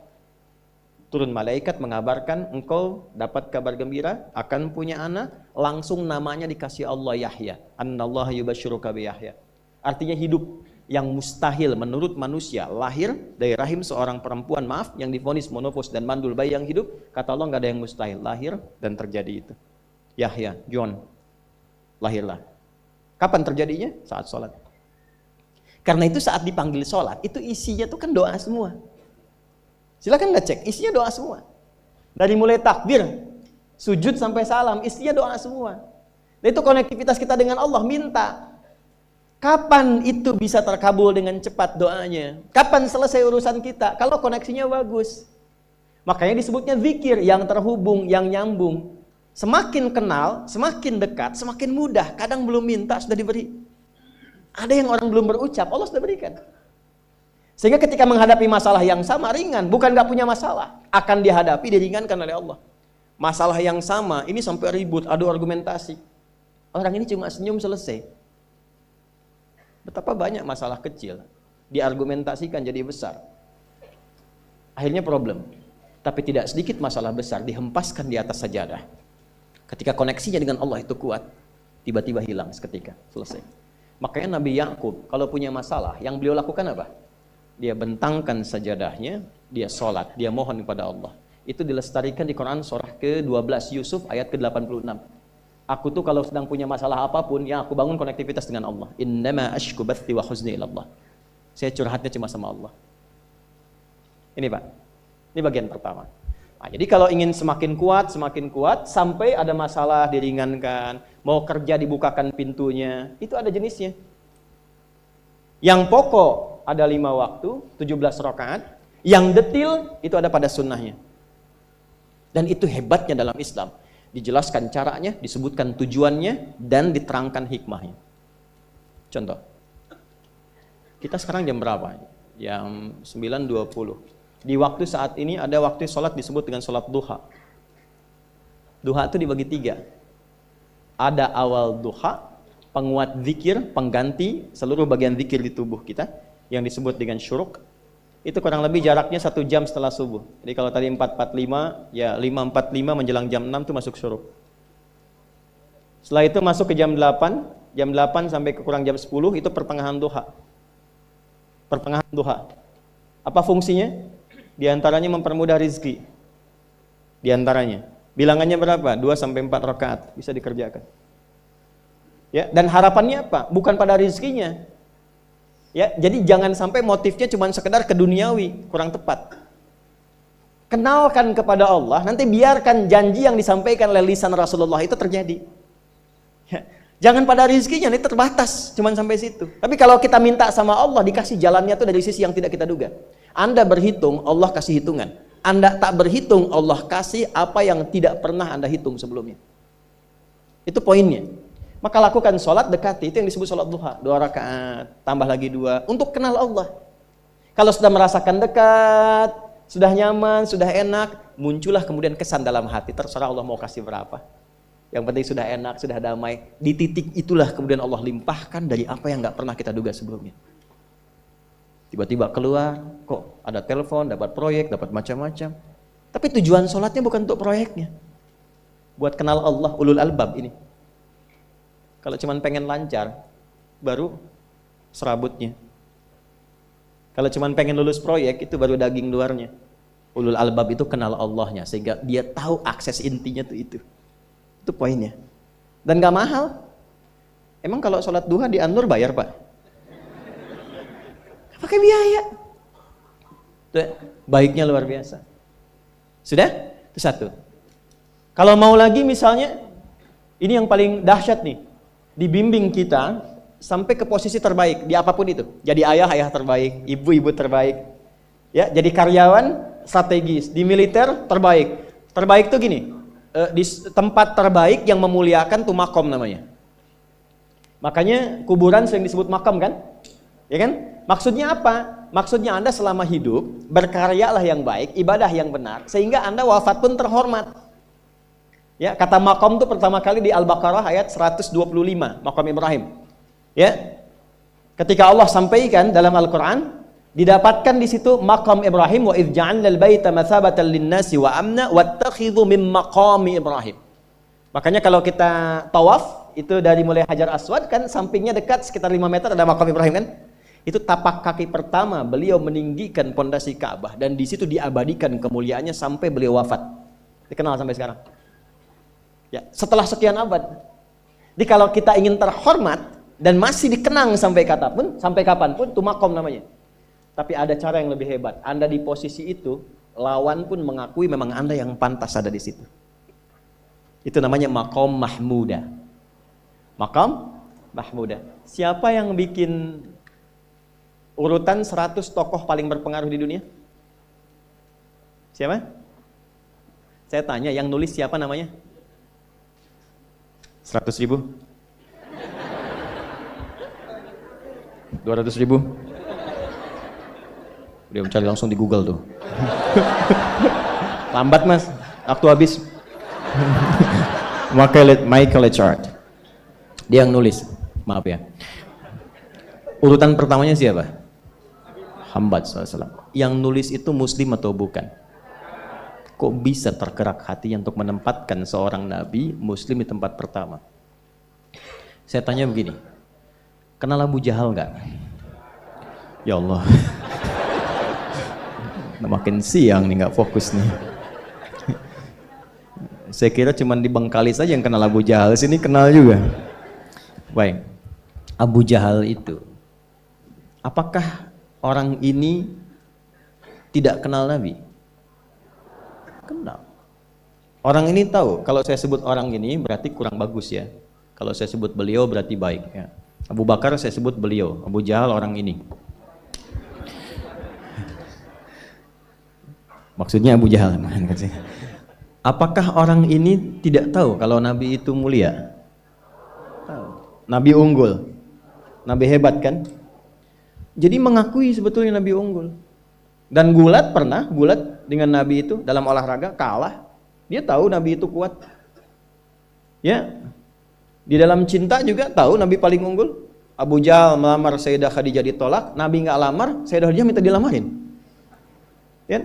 Dari sejak itulah dia nggak mau tahu semua yang dari Nabi, pokoknya semua harus jelek. Walaupun dia tahu itu baik. Nggak kenal, sampai nggak menanamkan pada dirinya nggak ingin kenal kebaikan Nabi. Nggak ingin kenal pada sesuatu, itu jahlun namanya. Jadi kalau ada mbahnya yang paling bodoh yang nggak pengen tahu, itu Abu Jahal namanya.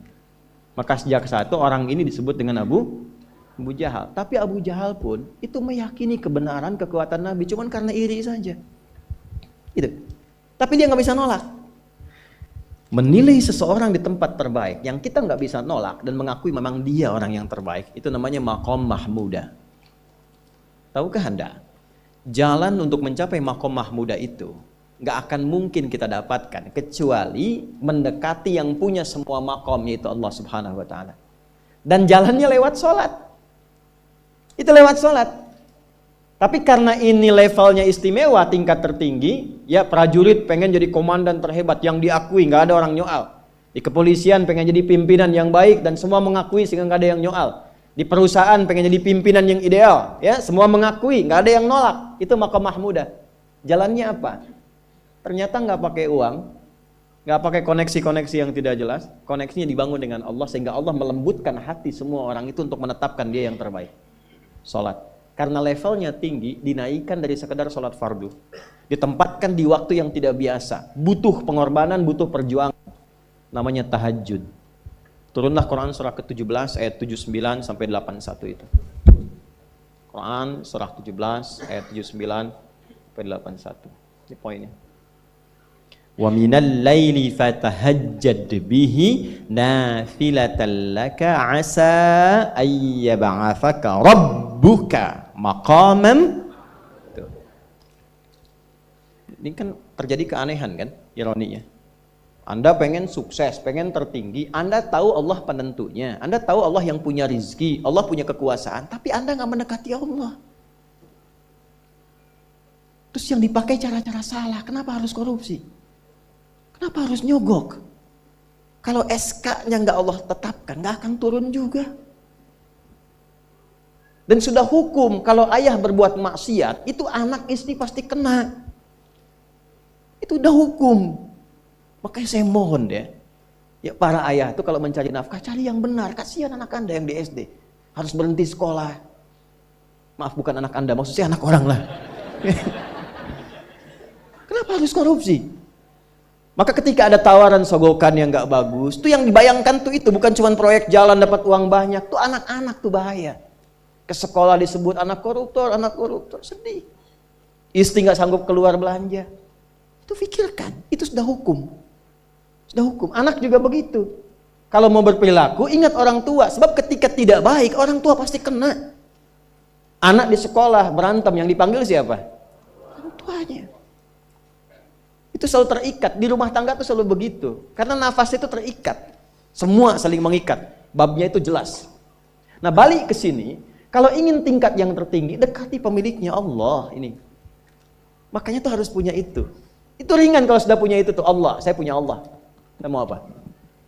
Takut hidup. Nabi ditodong pakai pedang. Siapa yang menyelamatkan Muhammad sekarang? Ringan, Nabi jawab, Allah. Jatuh pedang tuh. Dibalik, kamu siapa yang menyelamatkan kamu? Bingung. Dan punya Allah itu luar biasa. Nah, ini yang harus tanamkan pada jiwa. Punya Allah sebagai Tuhan. Kalau sudah dekat, kenal, baik dengan itu, akses mudah semua.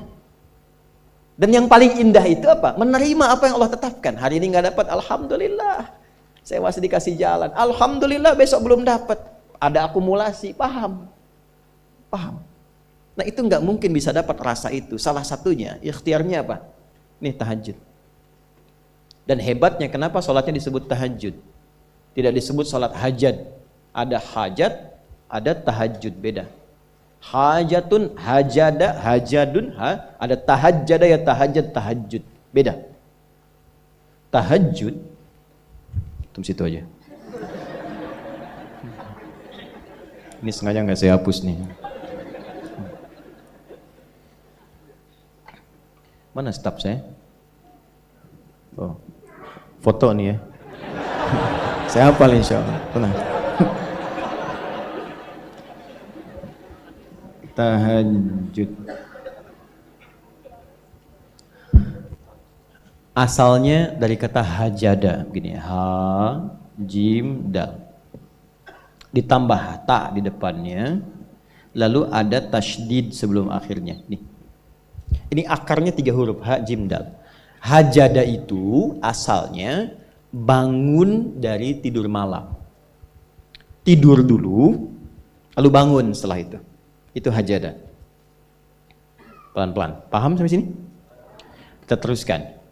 Kalau kita ingin berusaha untuk bangun, mengoptimalkan diri untuk bangun, maka tambahkan tak di depannya. Berusaha untuk mendapatkan atau mencapai sesuatu. Kalau yang kita akan lakukan itu tidak mudah, nggak gampang bangunnya, sehingga butuh rencana, butuh persiapan, ya kan? Maka tambahkan tasydid sebelum huruf akhirnya. Dari kata syiddah, apa yang mau dikerjakan ini nggak mudah. Memang pengen bangun itu jam 3. Tapi kan nggak tiba-tiba ujuk-ujuk bangun jam 3, belum tentu. Ya kan? Kita harus rencanakan dulu supaya bisa bangun, saat bangun tuh siap, bukan cuman bangun. Bangun jam 3, salatnya 4:30, ya kan jauh. Maka untuk bangun jam 3 itu butuh persiapan, nih syiddah. Maka rencanakan, pasang alarm 3 kali.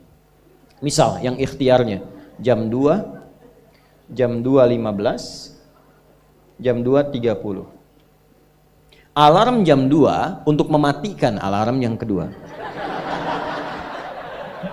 Gitu kan?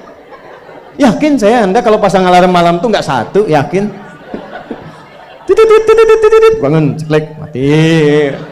Minimal ingat akan ada alarm berikutnya kan? Nah, itulah tak. Allah itu sudah tahu modus-modus kita itu. Karena Ali Maha mengetahui. Detailnya kan kita lakukan kan Allah sudah tahu. Alarm yang kedua membangun kesadaran paripurna. Peringatan kedua. Kalau pengen bangun, enggak tertidur. Maka ketika sampai pada alarm ketiga, sudah sadar kita. Bapak Bu, alhamdulillah. Lebih baik telat daripada enggak sama sekali. Bangun. Nah, ini.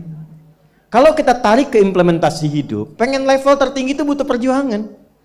Latihan dulu, kan? Menguras fisik, energi, tenaga, biaya, hasilnya indah. Tapi ada jalan cepat untuk mendapatkan itu. Nih aksesnya, bangun kepada Allah. Gitu. Kalau kita tingkatkan ini, itu luar biasa. Jadi itu. Jadi. Nah, kalau ini terus ditingkatkan, nanti membangun value yang terasa. Ada nilai-nilai yang terasakan, kita merasa lebih dekat dengan Allah. Yang biasanya tadi dipanggil azan baru ingat sekarang, baru selesai subuh udah ingat isya. Nanti isya bagaimana, gitu kan, urutkan. Tapi tetap zuhur juga, zuhur, asar, maghrib, isya. Waktunya kenal, jam berapa. Bahkan dipetakan, saya nanti akan ke sini, masjid yang terdekat di situ. Jadi lihat peta itu, ya, lihat peta jalan, saya nggak sebut nama supaya nggak endorse. Itu lihat peta jalan. Itu dia petakan, saya akan sampai di situ jam berapa, durasinya berapa, masjidnya di mana. Kalau tertinggal di situ, di sini saya sholat Jumatnya. Sampai ke situ. Nah, value yang membuat kita semakin meningkat dekat dengan Allah, itu takwa namanya. Takwa. Disebutkan sebanyak 240 kali dalam Al-Quran. Nah, intinya itu ini nih. Di jiwa takwanya. Kalau ini sudah ada, Allahu Akbar. Silahkan Anda keluarkan semua kata-kata takwa di Quran. Tidak ada kecuali yang indah semuanya. Quran surah 65. 65 itu babnya bab tolak. Surahnya At-Tolak. Tolak itu persoalan terbesar di rumah tangga. Nggak akan bisa terjadi yang demikian itu kalau ada takwa di dalamnya. Nyambung. Kalaupun mesti terjadi, itu spirit takwa mengarahkan pada yang terbaik. Makanya di ayat kedua di ujungnya, sampai ke ayat 3, apa yang terjadi? Di rumah tangga itu kan cuma 2 babnya. Satu masalah dari komunikasi, yang kedua materi. Perhatikan. Wa may yattaqillaha yaj'al lahu makhraja wa yarzuqhu min haitsu la. Siapapun yang mampu meningkatkan takwanya kepada Allah. Pakai man tuh, setiap personnya. Suami, istri, ayah, ibu, anak, satu keluarga mencoba meningkatkan takwa. Dia tahajud, bangun semua ingatkan. Bangun semua tahajud, salat duha, yuk ingatkan dimanapun. Alhamdulillah. Apa yang terjadi ketika dilakukan? Allah. Apa jawab Allah? Yaj'al lahu makhraja. Enggak pakai alif lam, makhraja. Masalah apapun yang engkau alami. Suami berangkat ada masalah. Ada masalah umum yang semua orang mengalami itu. Tapi yang ini enggak. Kena macet, ada macet, dia mau berangkat, tiba-tiba diarahkan, jangan lewat situ Pak, macet, Bapak kesini aja. Ya. Pak ikut kami saja Pak, tiba-tiba patwal datang, ayo ikut. Ya, itu bisa terjadi. Wa yarzuqhu min haitsu la yahtasib, bahkan rezekinya pun itu datang dari sisi yang enggak diduga. Enggak nyangka ya, emang enggak disangka-sangka datangnya. Ya, habis sholat tiba-tiba telepon masuk, belum selesai proyek ini ada permintaan itu. Beda istidraj dengan takwa itu lain. Kalau istidraj itu bertambah tapi lupa Allah. Hati-hati. Proyek nambah, sholat lupa, hati-hati. Hati-hati ya. Pekerjaan menambah, omset nambah, tapi nggak pernah bisa ngaji. Nggak pernah mampu sholat, hati-hati itu. Dan paling bahaya kalau itu nambah terus sehingga membuat lupa semua ibadah. Itu istidraj namanya. Istidraj. Ancamannya akhirat tuh, hati-hati. Segera ingat, segera ingat. Tapi kalau semakin nambah, semakin ingat Allah, itu anugerah. Karena Allah telah menilai hamba ini paham menjalani kehidupan, sehingga dia ngerti. Makanya Utsman, Abdurrahman bin Auf, setelah masuk Islam, hartanya makin nambah. Karena kenapa? Karena telah dinilai layak mengelola harta, paham cara mengelolanya. Dapat segini, alokasikan ke sini. Dapat segini, alokasikan ke sini. Pak, di mana logikanya? Ada 600 truk hasil usaha. Bapak punya 600 perusahaan. Satu perusahaannya itu bergerak di bidang misalnya logam mulia. Ya, ada emas, ada berlian, ada macam-macam dan sebagainya. Satu kali Anda berhasil mendapatkan kurang lebih 600 truk logam mulia di dalamnya. Mau datang kemudian ke tempat Anda di jalan. Tiba-tiba apa yang terjadi? Ada komen tetangga kepada Anda. Misal, komennya nggak langsung, cuma ke teman tetangga Anda dengar. Waduh, Pak Asep hisabnya luar biasa kayaknya ya. Hisabnya, bukan berliannya. Hisabnya luar biasa, terus nyampe di telinga Anda. Kira-kira ketika mendengar itu respon Anda apa? 100.000? Bingung kan? Bingung. Lihat Abdurrahman bin Auf, jazakallahu khair. Datang 600 kafilah pakai unta. Isinya semua emas, berlian, perak, macam-macam. Heboh Madinah, bum bum bum bum bum bum bum. Tiba-tiba Sayyidah Aisyah komen radhiyallahu taala anha. Beliau kan yang terdekat dengan Nabi, satu istri Nabi SAW. Jadi kalau daring satu Nabi, ada yang komen, kita tuh cuman 3 sikapnya. Like, share, and subscribe. Gak usah ikut komen lagi. Sukai, share, subscribe. Ikuti jalannya. Apa komennya? Secara singkat, kama qalat. Aku pernah mendengar Nabi SAW mengatakan, Abdurrahman bin Auf itu agak lambat hisabnya. Ya selambat-lambatnya cepat juga dibanding kita kan? Ya? Maksudnya apa? Ingin menggambarkan betapa banyak kekayaannya. Scan, checklist, semua. Ketika mendengar komen itu, apa kata Abdurrahman bin Auf? Saya jadikan semua yang baru datang itu saya sedekahkan semua untuk orang Madinah. Supaya mempercepat hisabnya itu. Saya sedekahkan semua. Bisa nggak begitu? Coba lihat handphone antum itu.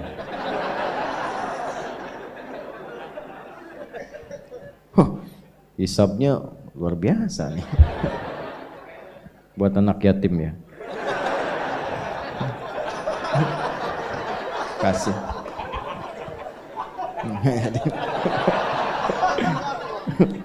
Antum yatim itu kalau belum balik. Ini udah bisa nyari sendiri. Dari perjalanan yatim tuh butuh perhatian, banyak di luar anak-anak yang masih butuh perhatian. Buat yatim ya. Nah, mudah. Ini nah, itu yang maksud saya katakan itu nggak mudah. Tapi kalau kita diberikan anugerah oleh Allah, pandai mengelola sesuatu sesuai dengan kehendak Allah, ini kasih semua. Ilmu dikasih. Ya, kalau ingin percepatan pengetahuan, teman-teman yang masih belajar di kampus dan sebagainya, saya kasih rahasia ya, dan ini saya praktekkan. Saya sejak khususnya, saya ditalakikan doa oleh ibunda kami, tapi saya optimalkan prakteknya saat di pesantren. Ini rahasia di antara kita saja ya, saya kasih tahu nih. Dari Quran. Ternyata akselerasi pengetahuan itu bukan didapatkan dari sekedar perjuangan kita untuk belajar, membaca, kemudian ikhtiar intelektual dan fisikal, tapi ikhtiar spiritual itu mengaktifkan semua potensi-potensi akselerasi pengetahuan kita supaya kita dapat lebih cepat dari standar yang biasa dilakukan. Itu ada rumusnya di Quran surah kedua Al-Baqarah di akhir ayat 282. Ibu kalau mau juga bapak untuk anak-anak cucu-cucunya boleh.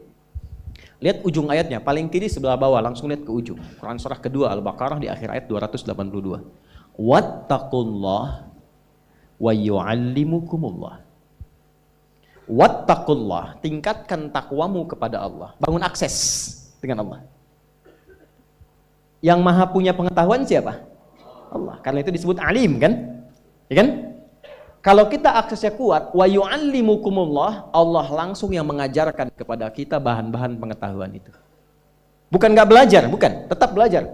Tapi yang terjadi apa? Ketika dalam belajar itu tahajudnya meningkat, duhanya meningkat, rawatibnya meningkat, Allahu Akbar. Dan dilakukan karena Allah, bukan karena pengetahuannya. Lillah. Itu baru dengar satu kalimat, kita paham arahnya mau kemana. Dan belajar apapun cepat. Itu yang terjadi.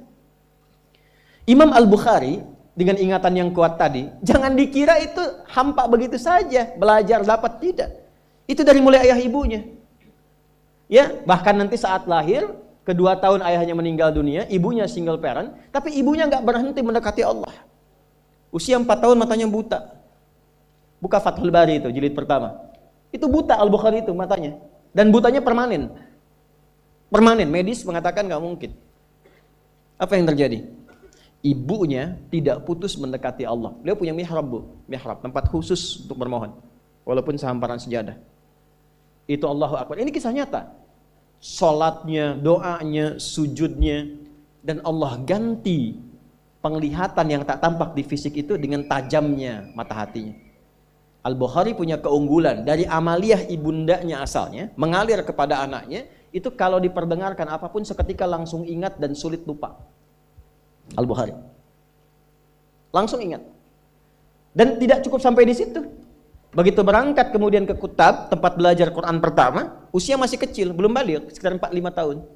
Dituntun oleh asisten rumah tangganya, itu sampai ke tempat belajar, yang lain senior, beliau masih kecil sendiri. Gurunya membacakan surat Kahf, syekhnya. Begitu selesai, iseng nanya, man hafidh, siapa yang sudah hafal? Itu anak kecil yang tak melihat pandangannya, kata orang disebut dengan buta, dia angkat tangannya mengatakan, hafidhtu an dhahri qalbi. Saya sudah hafal syekh dalam kepala saya, bahkan dalam hati saya. An dhahri qalbi. Jadi hafalan yang benar itu hafal di dalam kepala. Hafal di luar kepala, belum hafal. Saya sudah hafal Ustaz di luar kepala, oh belum hafal. Hafidhtu an dhahri qalbi. Di tes maju ta'ali ya Bunai datang. Begitu maju ke depan, maaf, bukan sekedar hafal, tajwidnya, makhrajnya, sifat hurufnya sama persis dengan syekhnya. Maka syekhnya berkata, minal an aw kama qala tadrusul hadis. Nah, mulai sekarang engkau belajar hadis ya. Karena Quran itu Allah jamin langsung mudah dihafal, gampang sekali. Ya, Quran surah 54 ayat 17, 22, 32, 44 kali Allah sebutkan, walaqad yassarnal Qur'ana lidzikri fahal mim. Aku telah jadikan Quran mudah dihafal. Adakah di antara Anda tertantang untuk menghafalkannya? Gampang, tapi hadis gak ada. Itu saking senangnya pulang ke rumah. Digandeng oleh asistennya, yang langsung dipanggil ibunya. Umi. Ya, datang. Kata. Tadi saya dipanggil Syekh. Saya diminta begini, saya sampaikan. Oh, Syekh mengatakan begini, Umi. Kamu sekarang belajar hadis ya? Umi, mulai hari ini saya pengen belajar hadis. Ibunya tersentuh dalam jiwanya, tapi melihat seakan ada keterbatasan di anaknya. Beliau katakan, "Aw kama qalat ya bunayya, iktafi bil Qur'an tsumma al hadis." Aw kama qalat. Nah, Quran dulu ya, setelah selesai baru hadis. Maksudnya supaya nggak banyak beban. Tapi anaknya pun hormat pada ibu, tapi yakin dengan perkataan gurunya, ta'zimnya. La ya ummi, Quran oke, tapi hadis pun saya akan pelajari. Uridul hadis. Maka dia meraba jalan ke tempatnya, ke kamarnya. Ibunya melihat itu, harunya muncul. Nah ini poinnya. Dia dekati Allah, masuk ke mihrabnya. Alladzina yadhkuruna Allaha qiyaman wa qu'udan wa 'ala junubihim. Dia masuk ke mihrabnya, ibunya sholat. Dalam sholat itu ditumpahkan dalam sujudnya mohon kepada Allah untuk dibuka kembali pandangan Al-Bukhari. Nama asli Al-Bukhari itu namanya Muhammad. Bapaknya Ismail, kakeknya Ibrahim. Kakek buyutnya Al-Mughirah, yang buyutnya Al-Bardizbah. Tinggal di Kecamatan Ju'fah, Kabupaten Bukhara, Provinsi Khorasan, negaranya Uzbekistan sekarang. Karena dari Bukhara disebut Al-Bukhari. Nah, yang ingin saya katakan, nama aslinya Muhammad bin Ismail bin Ibrahim. Kalau diberi nama dengan nama orang soleh atau nama nabi, itu artinya tafaul. Tafaul itu mengharap kemuliaan, karomah, kebaikan yang melekat pada nama itu supaya bisa diteladani. Maka ibunya ketika khusyuk berdoa, selesai sholat masih doa, capek ketiduran. Dalam tidurnya itulah bermimpi dengan Nabi Ibrahim. Ini kisah nyata. Anda bisa lacak di Fathul Bari di jilid yang pertama. Kata Nabi Ibrahim disampaikan, anak Anda dapat kabar gembira akan melihat kembali. Itu Al-Bukhari saat ibunya sedang bermohon dalam sholat berdoa, ya al-basir ya alladhi ala kulli syai'in qadir a'id basirat tabni, ya Allah yang maha menatap dengan tajam, mohon ya Allah dengan segala kuasamu kembalikan penglihatan anakku. Al-Bukhari sedang mengulang surat Qaf tadi, sehingga tibalah di ayat 21 dengan sampai ke 22-nya. Laqad kunta fi ghaflatin min hadza fakashafna 'anka ghita'aka fabasaruka al-yawma hadid. Ini ayat tentang situasi akhirat, tapi percikannya diberikan pada Al-Bukhari dalam konteks kebaikan. Laqad kunta fi ghaflatin min hadza. Dulu kamu nggak bisa melihat, ada penghalang. Fakashafna 'anka ghita'aka, maka hari ini kami ungkap, kami singkap semua penghalangnya. Wa basaruka al-yawma hadid, maka pandanganmu sekarang akan menatap dengan tajam. Begitu sampai di ayat itu kaget, lompat, bisa lihat lagi. Ini nyata. Nyata. Begitu bisa lihat, kaget, langsung keluar, kencang, lari. Didapati kamar ibunya, langsung disampaikan, Umi, laqad ra'aitu, ibu saya bisa lihat lagi sekarang.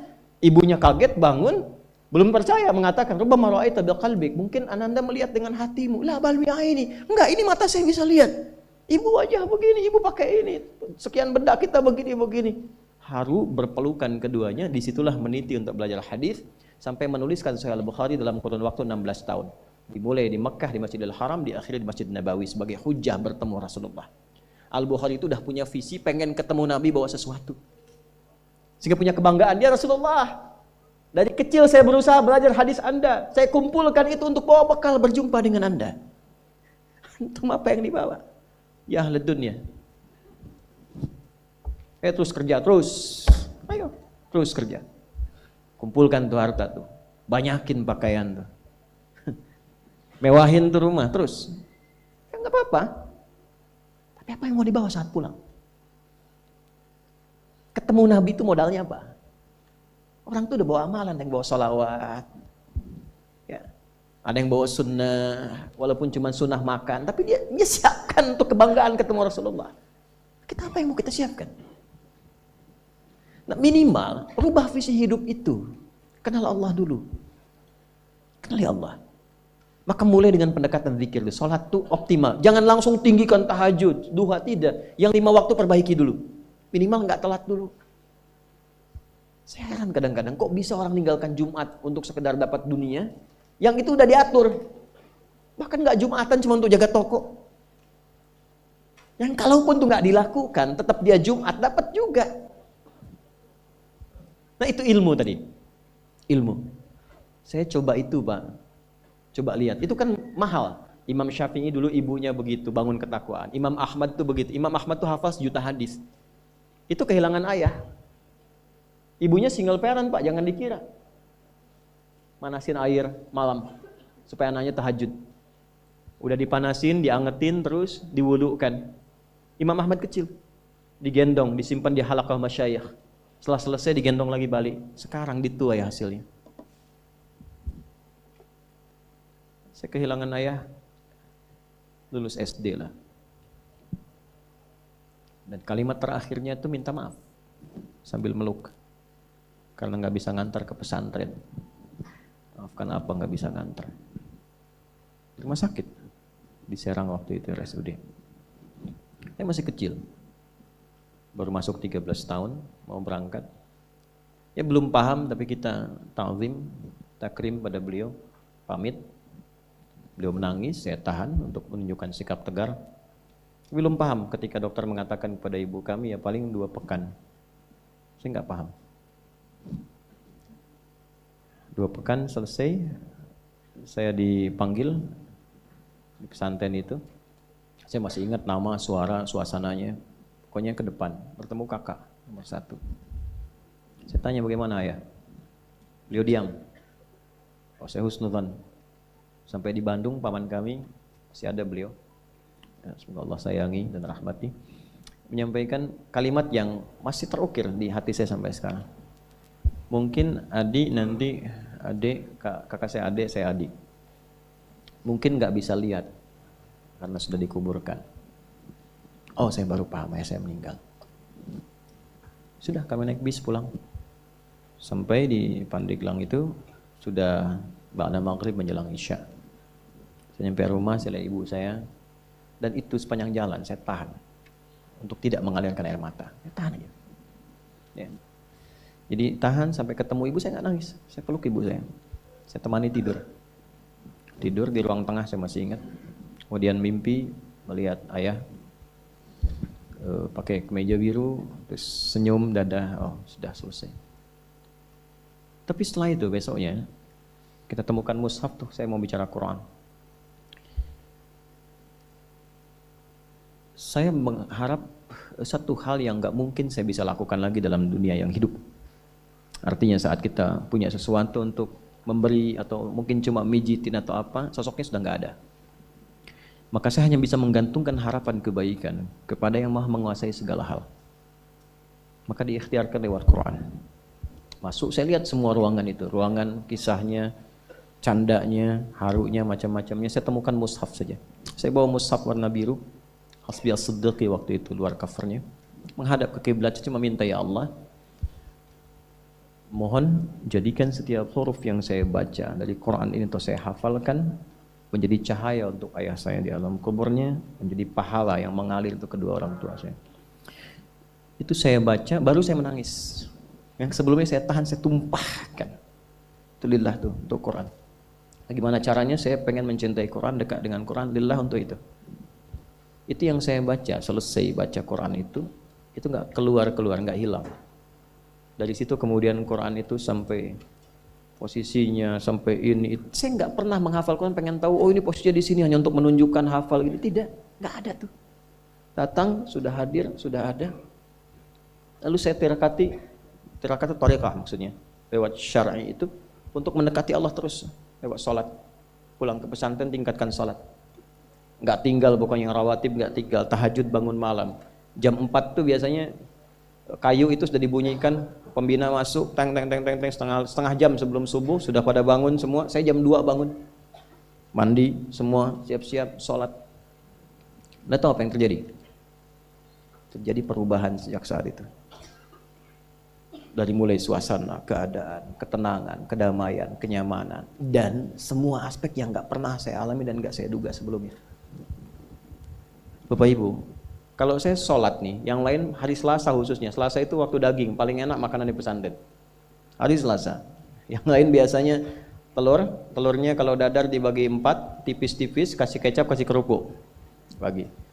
Hari Selasa istimewa karena daging, walaupun biasa. Tapi saya tetap konsisten mencoba ini. Sholat dulu, kalau belum selesai sholat sunnah, belum menikmati nggak keluar. Yang lain begitu salam, selesai, kultum, langsung rame. Berangkat ke rumah makan. Santri, oh dunia santri itu menyenangkan. Pesantren itu luar biasa lah kesannya. Saya bertahan sholat. Begitu nengok, sudah selesai tenang zikir. Tinggal berapa orang berangkat, kita bawa mangkok, bawa piring ke rumah makan. Alhamdulillah sepi. Alhamdulillah sepi. Habis Pak. Tapi kisahnya to be continue kan? Belum selesai. Cep Adi katanya, aduh, kisah kedapnya antosan, mak candakeun. Cep Adi, tunggu sebentar, nanti emak bawakan katanya. Emak dapur, itu dibawa piring saya berangkat ke dapur, dapatnya 2. Gitu. Saya dekati yang punya, dan selalu terjadi begitu. Allah lembutkan hati orang-orang itu, datang. Problem muncul, ujian olahraga. Waktu diuji, ayah meninggal, saya nggak ikut. Yang lain 8 itu paling tinggi, saya dapat 6. Nama gurunya karena baik, Pak Gumbira namanya. Senang terus orangnya. Enggak, itu saya betul-betul namanya. Saya dipanggil terpisah. Itu baiknya luar biasa. Nah, Bapak minta maaf. Ini terpaksa karena Ananda nggak ikut ujian. Bapak kasih 6. Yang lain tuh 8, 7, 6. Saya bilang nggak apa-apa Pak, saya juga minta maaf. Saya nggak bisa ikut ujian karena ayah saya meninggal kemarin. Meninggal. Bapak turut berduka cita. Demi duka cita Bapak naikkan 6 jadi 8 gitu. Dapat juga 8.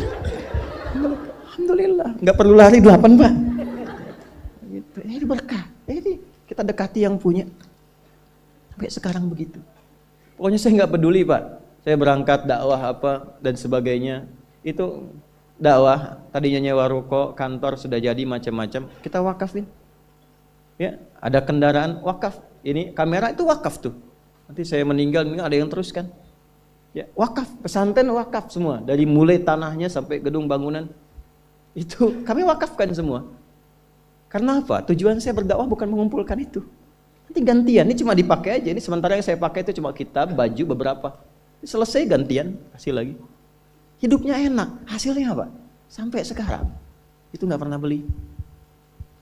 Allah kasih hadiah dari ujung kepala sampai ujung kaki. Nggak ada beli. Saya pernah mencoba ingin beli, begitu mau bayar dibayarin lagi. Akhirnya saya lakukan dengan pakai masker, jalan nggak boleh ada orang tahu, supaya saya tahu caranya beli itu gimana. Berhasil, alhamdulillah. Dan harus saya tutup rapat, begitu ketahuan dapat lagi nanti. Ya, ternyata apa? Lebih gampang dibeliin daripada beli sendiri. Ini aksesnya. Dan kita nggak merasa tinggi, biasa saja gitu. Itu melatih diri. Tapi bukan apa-apa, cuma ikut orang dulu, meneladani ulama-ulama dulu saja, nikmat hidupnya. Itu aja poinnya, apa yang mau dicari. Maka mulai sekarang, itu poinnya tuh. Percepatan pengetahuan hanya dengan takwa. Saya kalau mau ujian, teman-teman itu ke kelas, saya ke masjid. Silakan tanya sama teman-teman seangkatan saya pasti ke masjid. Apa yang terjadi? Ya kita lihat, Cuma ini yang jangan ditiru. Saya itu dulu jarang menulis. Ya. Sekarang malah senang nulis. Karena apa? Ada merasakan dari ibu, doa ibu. Jadi ingatan yang cukup nyaman dengan ingatan itu. Jadi kalau ada sesuatu yang baik berkesan itu saya nggak lupa. Biasanya Allah berikan kejagaan di situ. Contoh dulu ada sidul anak sekolahan kan? SDAS itu sidul anak sekolahan. Opletnya nomor berapa tuh platnya? Nggak tahu. 1053. Mobilnya Sarah 2687 ALT. Si Roy yang botak itu 2007 tuh plat mobilnya. Saya tahu itu. Muncul. Saya paham di beberapa itu. Pak Harto waktu berhenti jadi presiden tahun 98 kan? Itu kan pindah dari mobil RI1 ke mobil lain kan yang sipil. Berapa nomor platnya? 2044 AE. Itu saya ingat itu karena beliau kan kalau berkunjung selalu ke anak-anak SD apa motivasi 25 tahun kita akan begini akan begitu. Ternyata saya baru tahu kekinian bahwa itu ada visi emas untuk Indonesia di tahun sekian. Setahun sebelum sekarang ditetapkan 2045 sudah bikin, makanya dari pelita dan seterusnya. Setiap pemimpin pasti ada keunggulan kebaikan-kebaikan yang bisa diteladani. Nah, saya mengandalkan ingatan, jarang nulis. Akhirnya apa? Kalau ke masjid, ujian, teman-teman baca, saya yakin pasti bakal kencang, maka saya ikut tiduran di sampingnya. Ya dulu begitu. Jadi begitu dia selesai, nanti bangunkan saya ya, alhamdulillah saya hafal tuh. Awal sampai akhir. Nah, tapi poinnya begini, ini yang paling indah itu, saya nggak cukupkan sampai di situ. Malamnya tetap saya mesti sholat, tahajudnya jaga. Itu kalau saya tahajud, terus ketiduran, tidur, selalu bermimpi ngerjain soal. Sampai selesai. Besoknya persis sama dengan yang dilihat tadi malam. Hampir tiap ujian. Tapi saya nggak pernah lihat wajah antum tuh. Tetap antum berlaku bulan depan.